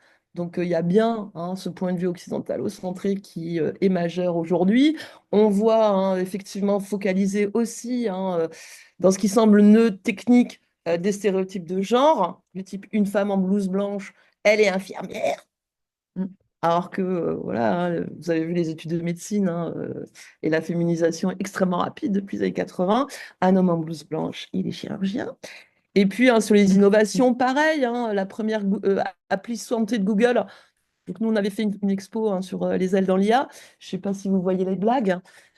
Sur, en fait, c'était la première appli santé de Google. Vous pouviez tout noter, sauf les dettes de vos règles, qui est quand même le truc un peu utile pour des femmes.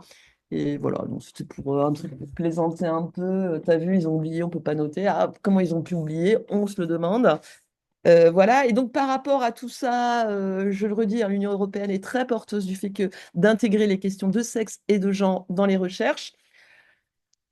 Donc, pour candidater à Horizon Europe, il faut pouvoir s'interroger sur la prise en compte du genre. Donc, ça ne veut pas dire nécessairement, ça peut, c'est pas nécessairement pertinent pour toutes les recherches, mais au moins montrer qu'on s'est interrogé et dire, bon, bah non, c'est pas pertinent pour mon projet. Il faut que l'établissement de la personne qui candidate ait un plan euh, d'égalité de genre.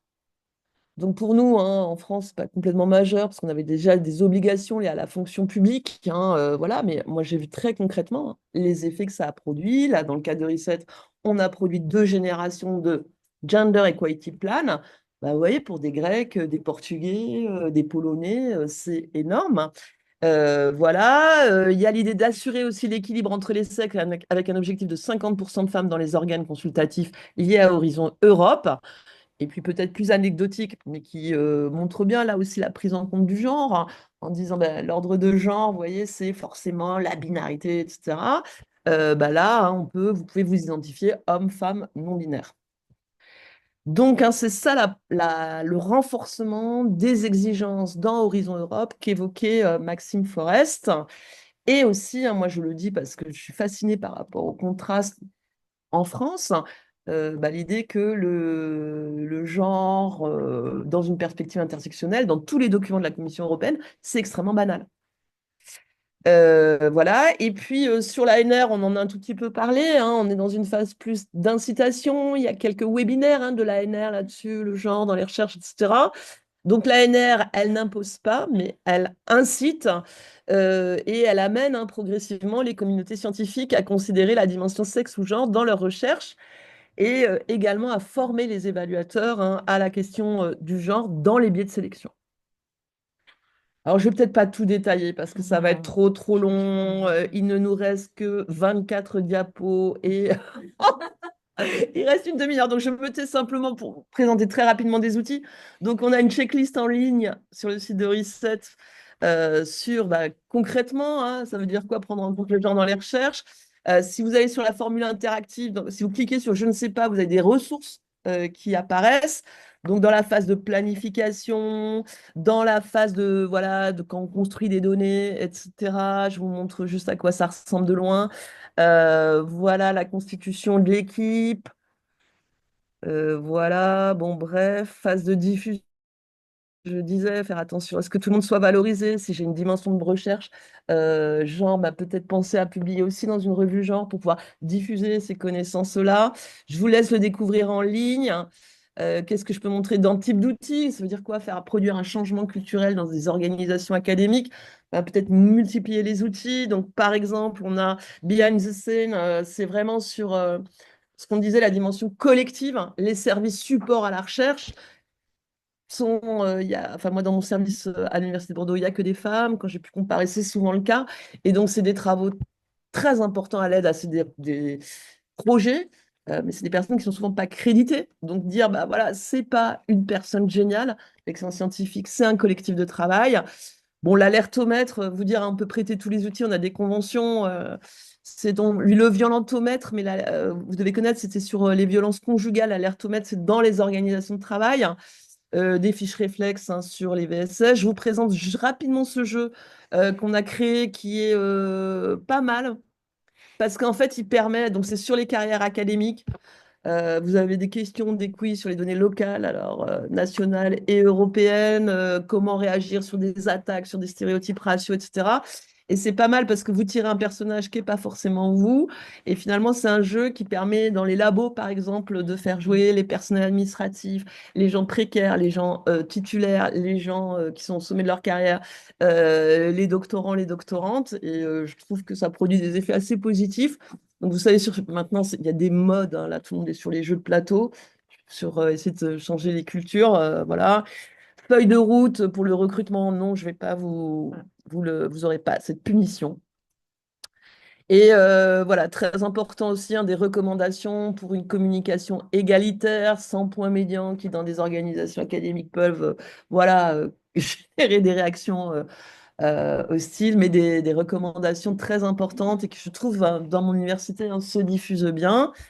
Et je ne sais pas si on conclut du coup, Fanny, c'était à toi. Mais... Ah ouais, c'était moi qui devais conclure. Non, mais peut-être que enfin, je ne sais pas s'il y a vraiment besoin de conclure en fait. C'est-à-dire que voilà, je ne sais pas s'il y a Non, ce qu'on pourrait dire en conclusion, c'est qu'effectivement, il y a des réflexions sur que faire dans cette, dans ces logiques, dans ces politiques d'excellence là et de la manière dont elles sont menées. Et donc, est-ce qu'on peut, par exemple, donc voilà, un truc que propose Marion, c'est de effectivement essayer de réformer les choses de l'intérieur en ajoutant des critères, des recommandations, etc. Et est-ce que, en définitive, il faut en finir aussi avec ces politiques d'excellence qui sont adossées justement à la disparition, enfin une tension entre politique d'excellence et service public de l'enseignement supérieur et la recherche. Voilà, c'est une question qu'on ouvre. Hein. On n'a pas forcément la même réponse à apporter les unes et les autres, mais qui sont, enfin en tout cas, voilà, où il y a des nuances. Et du coup, bon, c'est un peu une vraie question qui se pose après ce panorama qu'on a. Dont on a rendu compte. Et donc après, effectivement, il y a plein d'autres recherches. Là, tu mets du coup, effectivement, Ouais, non, mais bon, on va arrêter là parce que là, on a trop parlé. Il faudrait qu'on quitte vers midi et quart. ouais. Mais on est absolument, je vois qu'il y a plein de réactions, donc j'arrête le partage et puis on est à votre disposition pour éventuellement échanger ou écouter vos témoignages ou vos idées d'action. Voilà. Qu'est-ce que je peux faire pour avoir les gens? Bah, clique dessus là. Non, mais pour avoir les têtes. Ah, ouais, non. Merci.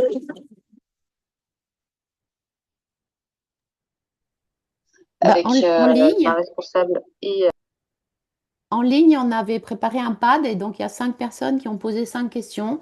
Donc quand vous voulez, on peut les prendre dans l'ordre et que la personne qui l'a écrite la pose en lui donnant, en ouvrant son micro, si vous le souhaitez. Alors, du coup, est-ce que vous les voyez, les questions? Donc il faut savoir que quand vous parlez dans la salle, on n'entend que vous parce que vous êtes devant l'ordi, j'imagine. On n'entend pas du tout l'introduction de Camille, on l'a pas entendue et les questions qui ont pu avoir lieu, on les a pas du tout entendues. On n'a pas mieux comme micro? On peut pas. Bon, bah, c'est pas Vous grave. C'est pas grave, Parler et on répercutera. Alors, tout le monde voit vos questions? Alors, François-Marie, désolé, on n'a pas commencé à l'heure pile, mais on n'était pas si en retard que ça. On avait des problèmes un peu techniques, hein, là, pour... Voilà. Alors, Donc elles sont pas dans le chat les questions, elles sont dans le pad. ça y est. Il y a des études montrant que les différences hommes-femmes en termes de public disparaissent si on ne considère que les chercheurs et chercheuses sans enfants. Ça appuierait la démonstration.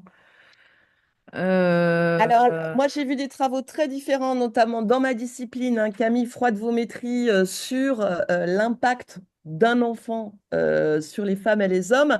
Elle veut nous mettre en garde hein, contre l'idée, ah, les femmes, elles sont encombrées d'enfants, donc du coup, elle publie moins. Je pense qu'elle se réfère plutôt à son expérience personnelle. en disant, bah, en fait, les congés mat, c'est génial, on peut enfin publier, on a enfin du temps, etc. Elle s'inscrit hein, plutôt en faux en disant que, voilà, mais bon, le congé maternité, on est susceptible de travailler, pour moi, ça dure très peu de temps. Et des travaux sur l'impact des enfants sur les publis, moi, j'en ai pas vu. En revanche, ce qu'on sait hein, en sociologie de manière assez précise, c'est qu'il y a plus il y a d'enfants, et c'est assez contre-intuitif, plus les hommes s'investissent dans le travail et désinvestissent le travail conjugal.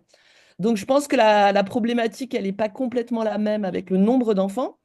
Dans le travail en général, hein, moi, voilà. Et à partir du troisième enfant, en fait, les hommes surinvestissent le travail et désinvestissent. Et quand on regarde le partage des tâches domestiques, on pourrait dire plus il y a d'enfants, plus les hommes vont s'investir. En fait, non.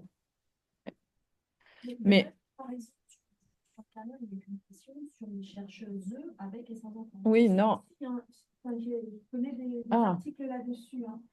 Loison étale 2017, Ouais. par exemple, qui est assez connu, et Morgane étale, bon, en tout cas, je vais faire suivre des Bah ouais. articles là-dessus. Nous, on a On essayé. parle femmes sans enfants, femmes avec enfants, hommes sans enfants, hommes avec Ah ouais, enfants. Et d'accord. en fait, ce qu'on voit, c'est qu'à partir du moment où il y a des enfants, les femmes décrochent et les hommes, eux, Ouais. ont une productivité. Ouais. Scientifique qui augmente.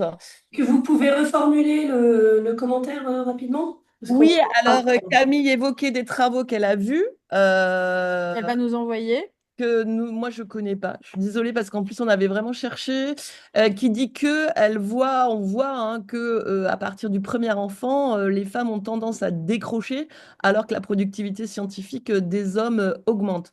Et puis en termes de données, évidemment, nous on a cherché à savoir ça. Et puis Camille, ma collègue économiste de Bordeaux, évidemment, elle cherche à l'avoir.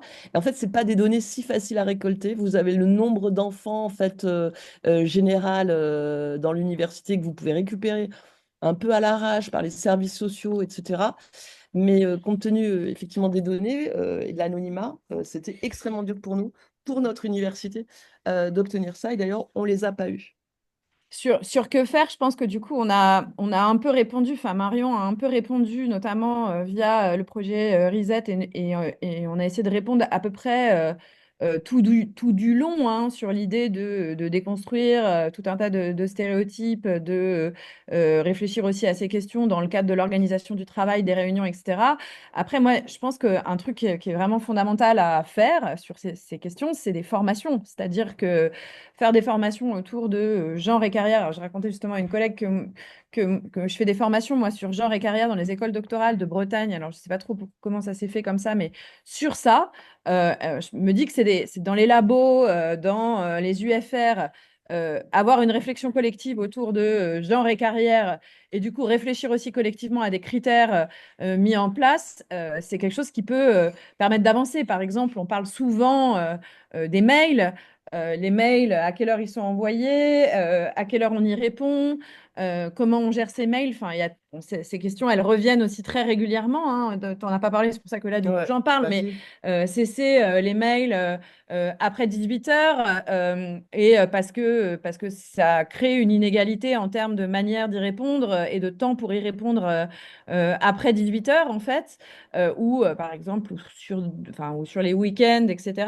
Et essayer de trouver des techniques qui permettent d'éviter qu'il y ait une différenciation dans le temps passé à répondre à des mails qui s'opèrent. Ça, c'est d'ailleurs, c'est des choses qui sont mises en place, y compris dans le privé, en fait, hein, pas, et qui, du fait d'ailleurs, dans le cadre du féminisme de marché que j'évoquais tout à l'heure et des travaux de Sophie Pochic. Mais ça, c'est des questions qui nous concernent aussi, nous, au premier chef, mais l'heure à laquelle on met en place, enfin, on fait nos réunions, l'efficacité aussi des réunions, c'est-à-dire le temps que prennent les réunions, etc. Enfin, mais je pense que c'est surtout à définir en lien avec le labo dans lequel on est et en lien avec les collègues avec lesquels on travaille.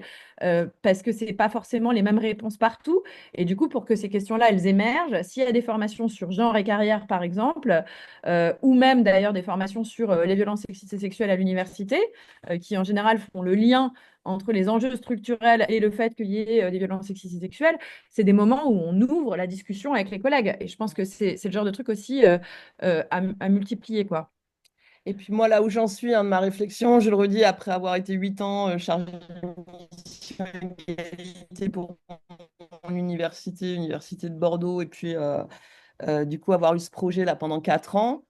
Ben, pour moi, mais on en est très très loin, hein. Il faudrait que en fait, les hommes et les hommes en position de pouvoir se saisissent de la question, se réunissent éventuellement en non-mixité, puisque la non-mixité du côté des femmes dans la jeunesse du féminisme a été très très importante.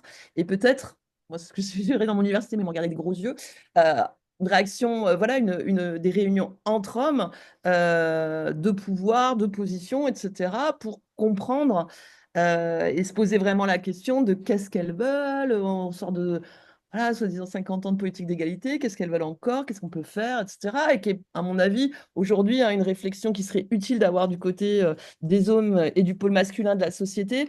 Aussi en direction hein, des jeunes hommes, excusez-moi d'être un peu impressionné par toutes les enquêtes qui montrent hein, que les hommes de moins de 25 ans sont plus réacs, plus hostiles à l'égalité que leurs aînés.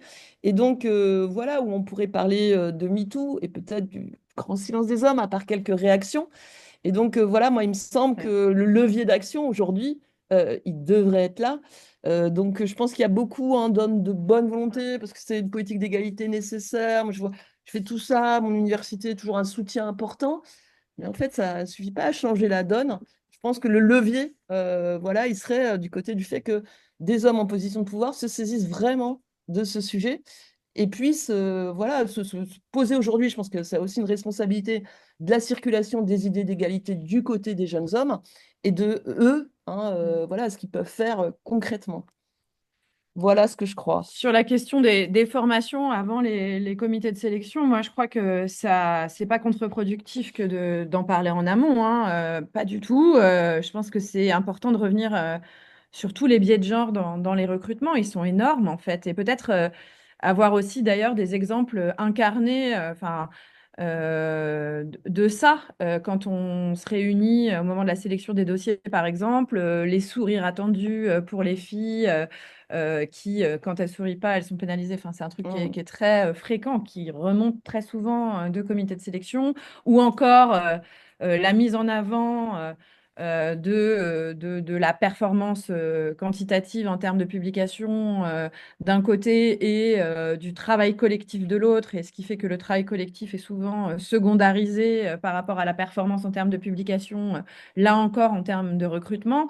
C'est des enjeux qui me semblent nécessaires de discuter effectivement peut-être plus à froid, enfin disons avant d'être dans la phase de recrutement et d'audition, par exemple. En tout cas, je pense que c'est vraiment important. C'est pas du tout contre-productif de le faire. C'est juste que, évidemment, après, il y a un truc aussi des formations, et ça, c'est par exemple le cas sur les violences sexistes et sexuelles à l'université. C'est-à-dire que c'est une association qui s'appelle Clash, qui travaille beaucoup sur ça, qui explique que dans certains endroits, comme il y a eu la formation Clash, il n'y a pas de problème.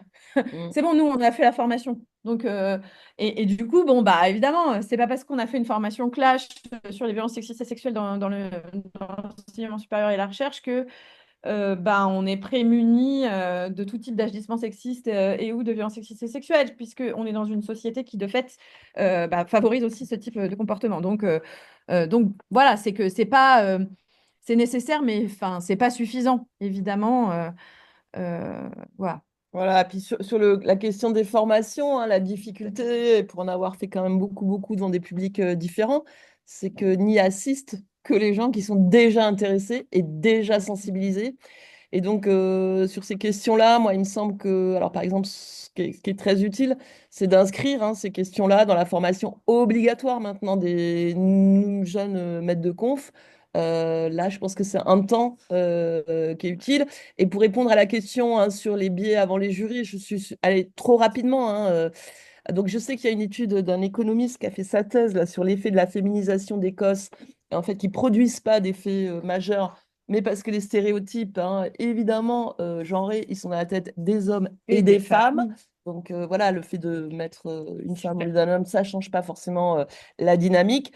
Et sur la question de la sensibilisation là, obligatoire sur les stéréotypes genrés, en fait, moi, j'ai pas vu d'études dessus, donc je vais trop rapidement. J'ai vu vraiment un premier élément d'enquête qualitative. Ça va très vite. Formation d'Écosse, hein, il y a plein de choses. Il y a un temps sur les stéréotypes. Ce qui semble, je dis bien ce qui semble, je n'ai pas vu quelque chose d'exhaustif, c'est qu'à chaque fois qu'on parle d'égalité femmes-hommes, on parle de racisme aussi dans dans ces formations, donc ça c'est déjà positif.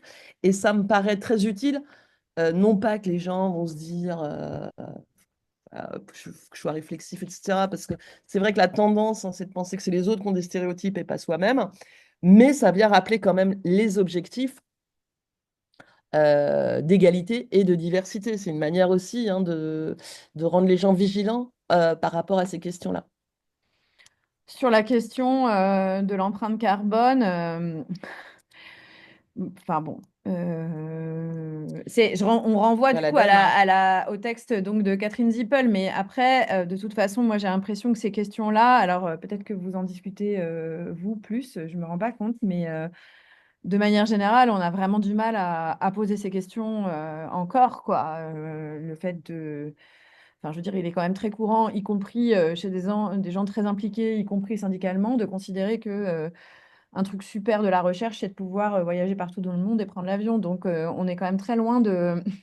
Non, et puis là de... ouais, on nous a tellement mis la pression, etc. Là, le retournement, il va falloir le penser, l'accompagner, éventuel, hein, sur le fait d'aller partout, en mode, voilà. Et puis, donc, sur les biais de perception, donc des études qui croisent. Oui, c'est ça, c'est là, j'ai répondu Ouais. sur ça. Ouais, Moi, je je pense voulais qu'il faut qu'on citer sur ce continue. point-là les études de l'ADEME quand même, qui sont extrêmement intéressantes hein, sur genre, climat, pollution. Voilà, qui tendent à montrer ce que j'ai dit un peu trop vite, hein, c'est que les femmes produisent globalement, Mm. enfin, les femmes en situation vulnérable sont beaucoup plus exposées aux risques climatiques. Elles polluent moins pour des tas de raisons multiples et variées. Elle participe aussi moins aux politiques hein, de transition hein, au dépit de tous les objectifs de développement durable.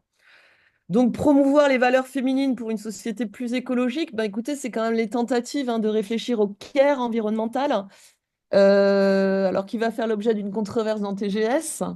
Donc, je vous invite à lire prochainement. On aura bien fait la pub.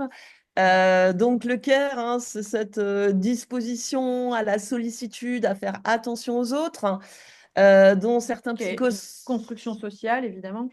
dont certains sociologues, psychosociologues hein, ont pu montrer que c'était plutôt attaché au genre féminin, lié une voix différente, hein, liée à la construction, là aussi, des féminités et des masculinités.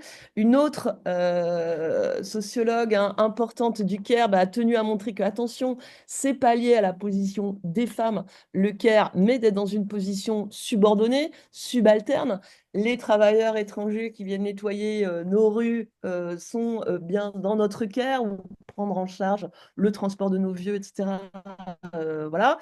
Et donc, il y a l'idée hein, qui est quand même très importante de cette disposition au CARE à élargir hein, à la prise en compte de la nature avec des actions très concrètes. Alors là, je ne voudrais pas faire de pub pour la municipalité écologique de Bordeaux, mais quand même, là, il y a l'idée de planter des arbres et de développer hein, cette idée du soin et de l'attachement des voisins aux nouvelles plantations. Voilà, donc je pense qu'il y a des efforts hein, théoriques, pratiques pour lier les deux. Mais les valeurs dites féminines dans la société, je pense qu'elles sont peu de choses hein, par rapport à la montée en puissance des broligarques. Je ne sais pas si c'est un terme qui vous parle, hein, c'est donc ce côté brother et oligarque. Le fratriarcat entre hommes riches, qui, ma foi, s'il y avait des petites tentations ou progrès pour revaloriser ce qui est considéré comme féminin par rapport au masculin, y compris dans le travail, hein, des efforts en Allemagne, par exemple, pour rehausser la valeur marchande de ce travail du care, bah, j'ai l'impression, enfin voilà, on est dans un moment de polarisation. Et c'est pas sûr que ce soit les gentils qui l'emportent à la fin. Est-ce que je peux intervenir? Comme on se demande comment est l'audience, j'ai fait un petit sondage. Hommes, femmes, non-binaires ne souhaitent pas répondre. Et est-ce que dans la salle, vous pouvez faire ce petit sondage à main levée et qu'on fasse la Oui, somme? la salle m'a l'air quasi paritaire. Oui, c'est possible. À Alors, les hommes l'IPSL, on sont est très jeunes, hein. paritaire. C'était moins le cas tout à l'heure, peut-être. Parce que C'est- là, il y a pas mal de gens qui sont déjà partis. Ouais, il y a eu des Oui. départs. Les hommes sont jeunes. Je suis pas sûre qu'ils soient complètement en position de pouvoir, à moins qu'ils soient hyper brillants. Alors, j'ai Quand? pas mis l'âge. Si vous voulez, je fais vite l'âge. Mais bon, c'est vrai que tout le monde est parti. Donc, enfin, beaucoup sont déjà partis. Donc, il y avait au départ 7 hommes, c'est ça? Et combien de femmes? Ouais. Et combien de femmes sont parties? Donc, il y avait 10 Voilà. femmes.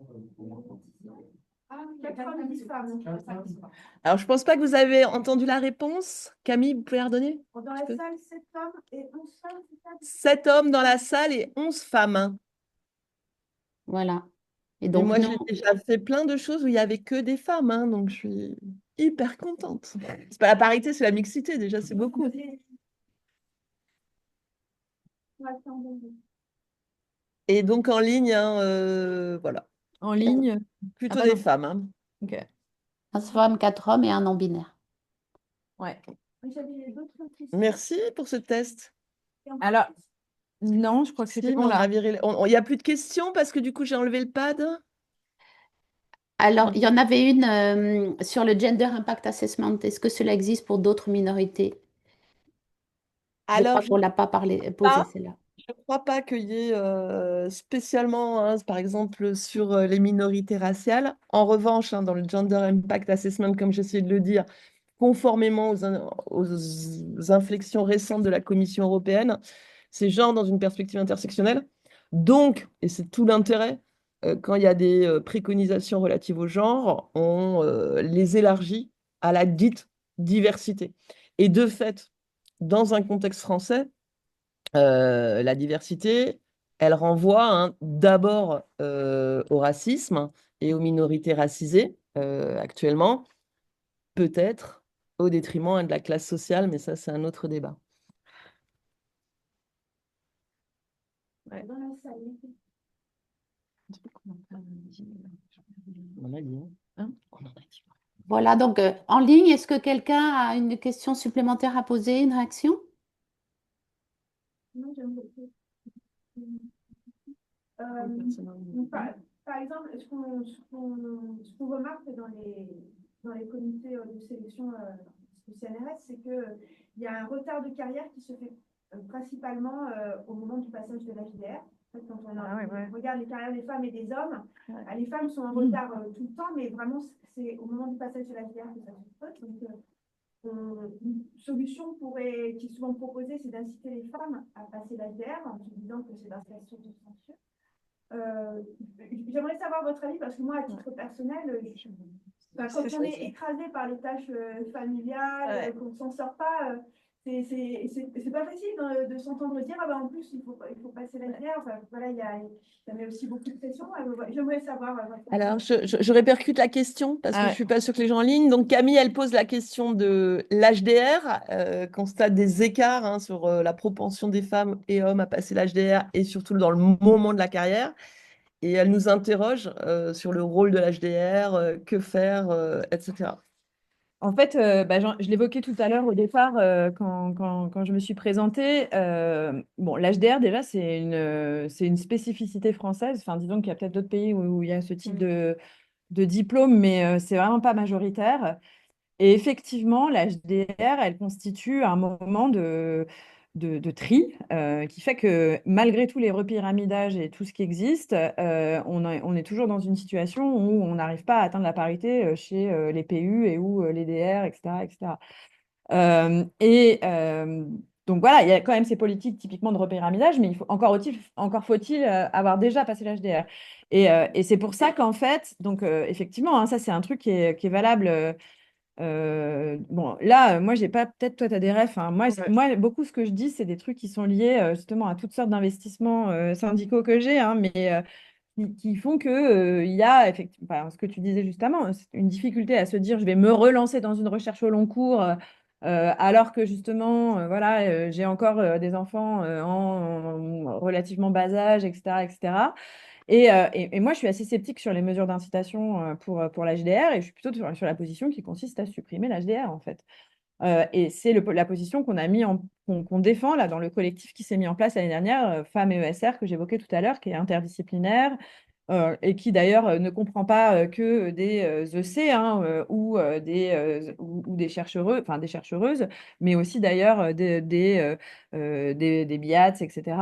Il y a un enjeu, à supprimer cette étape supplémentaire qui renforce le tri, en fait, et qui produit justement ces inégalités aussi dans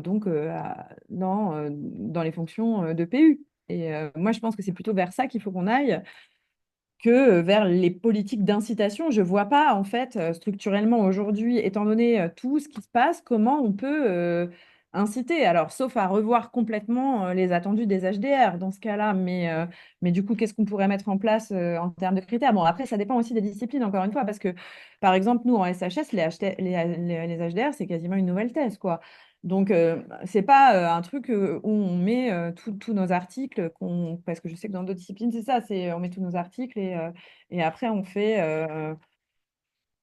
raconte notre histoire scientifique, mais nous, c'est un truc énorme en fait. C'est complètement dingue. Et du coup, et on le sent là, dans mes âges à peu près, que les hommes passent leurs HDR et que les femmes, les conditions ne sont pas réunies pour qu'elles passent leurs HDR, quoi. C'est juste même pas possible, quoi.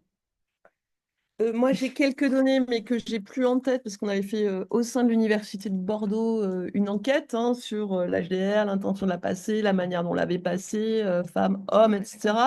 Donc, il y a des écarts parmi les maîtres de conf. Autant que je me souvienne, il y a un écart de 5 points parmi tous nos maîtres de conf entre les femmes et les hommes qui ont l'HDR.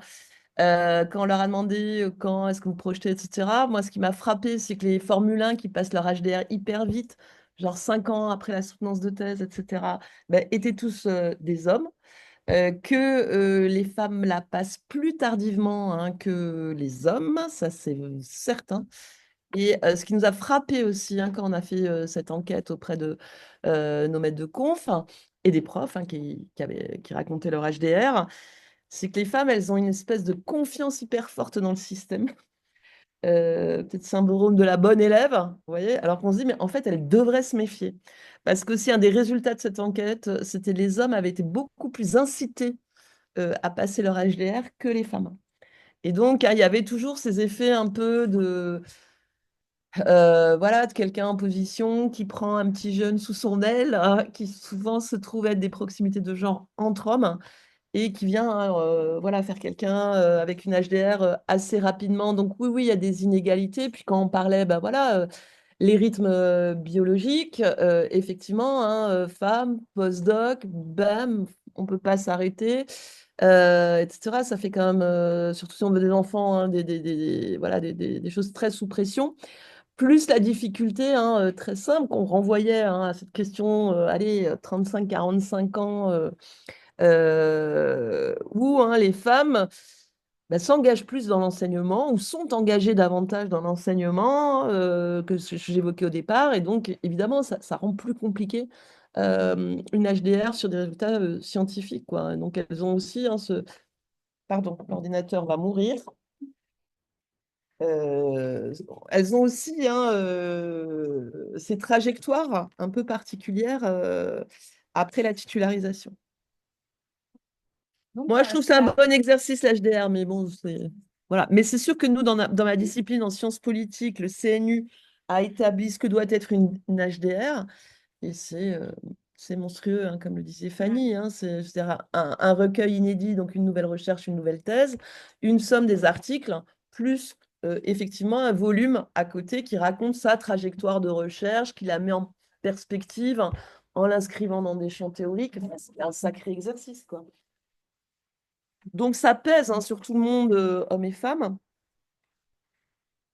Mm. mais effectivement avec des difficultés accrues du côté des femmes, où je pense qu'elles sont moins incitées, moins encadrées. Voilà, et donc c'est la question aussi, pour moi, la HDR, des congés qu'on peut demander, délégation CNRS ou Ah oui, CRCT. ça, c'est Et vrai. là, si vous mettez, ah bah, c'est pour préparer mon HDR, etc., y Alors compris ça, sur une voilà, recherche effectivement, inédite. ça repose toutes ces questions-là où on a enfin, les congés recherche, enfin, c'est pareil, c'est une pénurie globale de CRCT et de délégations liées à la situation de l'enseignant tous les X temps, ce qui n'existe pas en France. On est obligé de refaire des dossiers pour avoir des délégations CNRS ou un CRCT, et en plus, on n'est même pas sûr de l'avoir parce qu'on est souvent mis en concurrence avec... Enfin, il n'y en a pas assez, en fait. Et donc ça, c'est pareil, il y a des biais de genre sur les obtentions de CRCT, sur les délégations. Enfin, bon, c'est peut-être aussi ça qu'il faut revoir aussi, c'est-à-dire ces années sabbatiques qui existent ailleurs, nous, ça n'existe pas. Donc ça pourrait aussi être un truc qui existe, enfin, qui est institutionnalisé pour tout le monde. Mais pour ça, bah, il faut aussi des moyens, il faut être dans une autre logique. Voilà. Alors, quelqu'un dit on arrive à midi. Est-ce qu'on peut conclure? Ah, Mais on veut frustrer personne, s'il y a une autre on a peut-être question. trop parlé, en On fait. a trop parlé. Donc, du coup, si vous restez encore un peu, on peut poser des Ouais. questions de manière plus Ouais. informelle. Du coup, je découvre que tu as donc... Ah bah non, que tu as une page où tu C'est mets la plein. page du groupe égalité, diversité, qualité de vie. Ah, Il d'accord. faut jamais être à jour. D'accord. Donc, c'est vrai que vous faites pas mal d'actions. Bah, ce serait, moi, ça m'a, du coup, la référence que tu évoquais tout à l'heure, et puis ça, le lien aussi, je veux bien. Eh ben, je Ah, pense qu'on peut dire merci à toutes. Merci beaucoup pour ce séminaire vraiment très, très complet, très inspirant. Désolée du petit démarrage à l'heure, mais je pense que les 39 personnes qui étaient en visio ont apprécié de pouvoir vous suivre. Merci beaucoup, merci aux participants. Euh, J'ai enregistré et on le donnera, on le distribuera à la demande, hein. On ne va pas le mettre sur Internet. Mais si vous voulez accéder à l'enregistrement, voilà. Et je pense que on peut partager peut-être le support PDF. Lui, peut-être qu'on peut le partager sur la page du webinaire, si vous êtes d'accord. sans aucune difficulté. On vous remercie pour votre attention et votre intérêt alors. Merci Merci. beaucoup. Au revoir. Au revoir, à une prochaine fois.